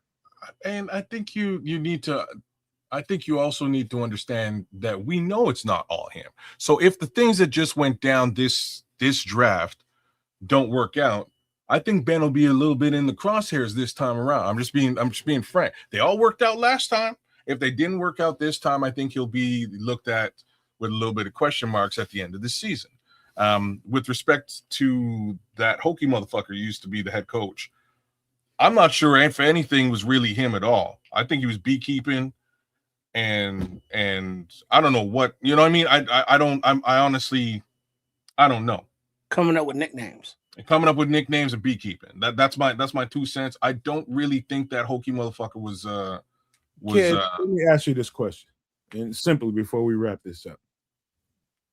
If you were my head coach, I was your GM, and we went into the scouting. Let's just say Trips is Dennis Allen or something, and we went into the scouting part of the season, and we start identifying players, and we sent my whole scouting department out there to go scout these players that you're looking for with the right traits and measurables, the right kind of temperament, right kind of personality, all these things that you want. And we go and find these guys. Now we put them into categories and we break them down, and together we come up with what we like and what we don't like. Okay, kids, you like this guy more. Okay, we'll go do some extra due diligence on him. You like this guy more, we'll do some more work on him. And on down the line. Now you're into the draft. You got them categorized. And we come down to a situation where, okay, it's time to pull the trigger on a situation. Which okay, if you want to ask me, kids, what do I think about this player? Or what do I think about that player? Where we're sitting at? All the kind of stuff that comes up in the dynamics of the draft. And at the end of the day, when the phone is getting picked up to make the call for the draft, who should have the loudest voice, me or you? Just answer, me or you. The GM or the coach? Yeah. Me or you? Does it have to be a black and white answer? We'll just say it. Yeah, me or you? Who should be the loudest? The answer is nothing's ever black and white. Okay, let me finish. Well, but the GM has final say. Let's just say you have. I want to make sure that you get. Let me color this just a little bit and just say, what if it turns out that I'm a fucking idiot? That's all I'm trying to say. If I'm an idiot, then definitely it falls on the GM. I'm wise enough to know as a GM that this is your team. But what if I'm an idiot? Well, let me give an example. An idiot. I made a mistake by hiring. Let's say the idiot is Fluke, and he did, didn't he? And Ben Johnson is the not idiot, but the GM is the same at Ryan Poles. Now let's look at the selection of a quote unquote gadget speed wide receiver. I remember specifically Ryan Poles was like, "Hey, Flukes, who are you looking at?" It's like, "I like this Velas kid." "Hey, Justin Fields, do you think you can work with this Velas kids too as a wide receiver?" "Yeah, I like him too. He looks cool." So they drafted Velas, and we see how that turned out. But now fast forward to the Ben Johnson era, and Poles is like, "All right, Ben Johnson, wide receiver. Who do you like?" "I like the gadget fast guy, but in the name of Xavier Thomas." Now it's still yet to be seen, but the difference in Velas and Xavier is the difference between, let's say, Flus and Ben Johnson. But the remaining thing, the constant thing, is Ryan Poles. So does Ryan Poles get a thumbs down, obviously, for taking Velas, but possibly at the request of Flus, but hopefully a thumbs up selecting Xavier at the request of Ben Johnson? So how does that work? Oh, okay. You know what? We will set up a show to have this conversation because there's so many gray areas, and we ain't gonna agree with what I think is it's a simple marriage of this is your team. This team should be built in your image, and the players that we acquire should have what you want.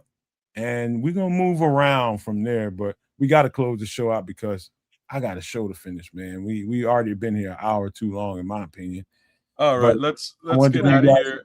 I'll just say this again: if that team is built in the image of an absolute idiot, then that does explain our fate during that period of time. So maybe you're bang on right. I don't know. Maybe it's all loose. Maybe I don't know. But like, what I can tell you is the difference in genius level between Matt Eberflus versus Ben Johnson will inherently make Ryan Poles look like a heck of a genius moving forward too.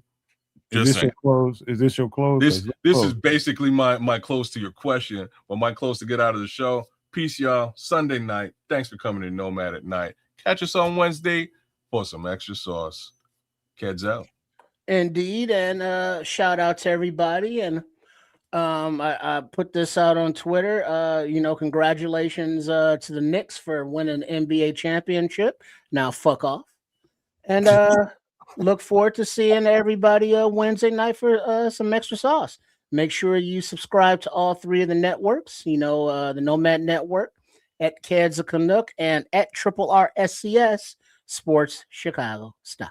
Oh, one last thing. Watch some damn soccer out there, y'all. There's some badass soccer being played. World Cup's actually super fun.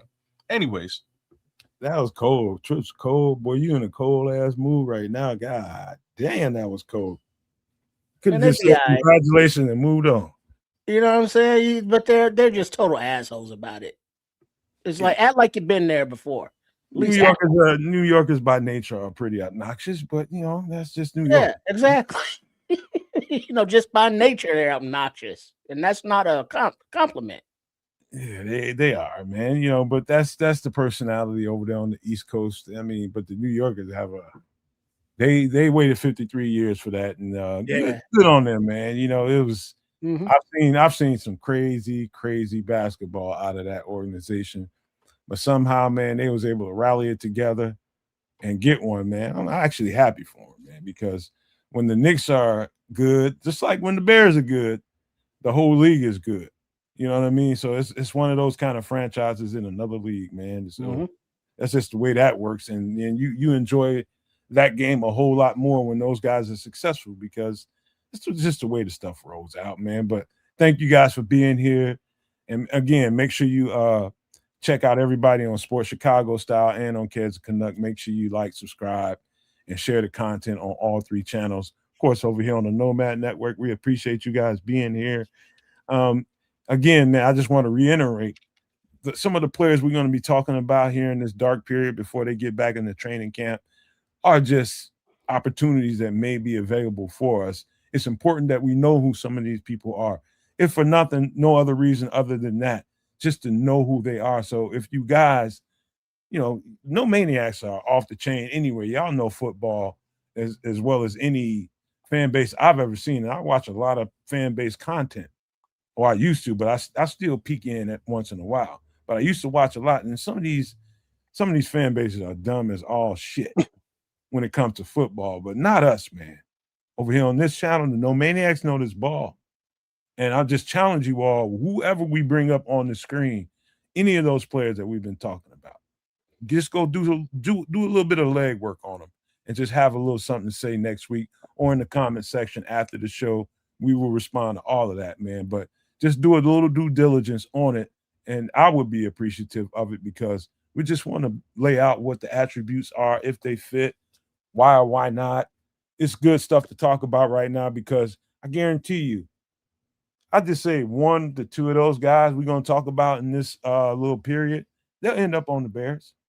I'll put my hat and hang that on that. There'll be a couple of guys we talk about is going to end up on the Bears. And you'll be like, damn, no, man. Well, at least you got a guy in the fan base that's willing to go do the work. So thank you guys for being here one more time. I appreciate these 2 guys on the screen, my bros. And I just want to leave you guys with these famous words. Love, peace, and hair grease, y'all.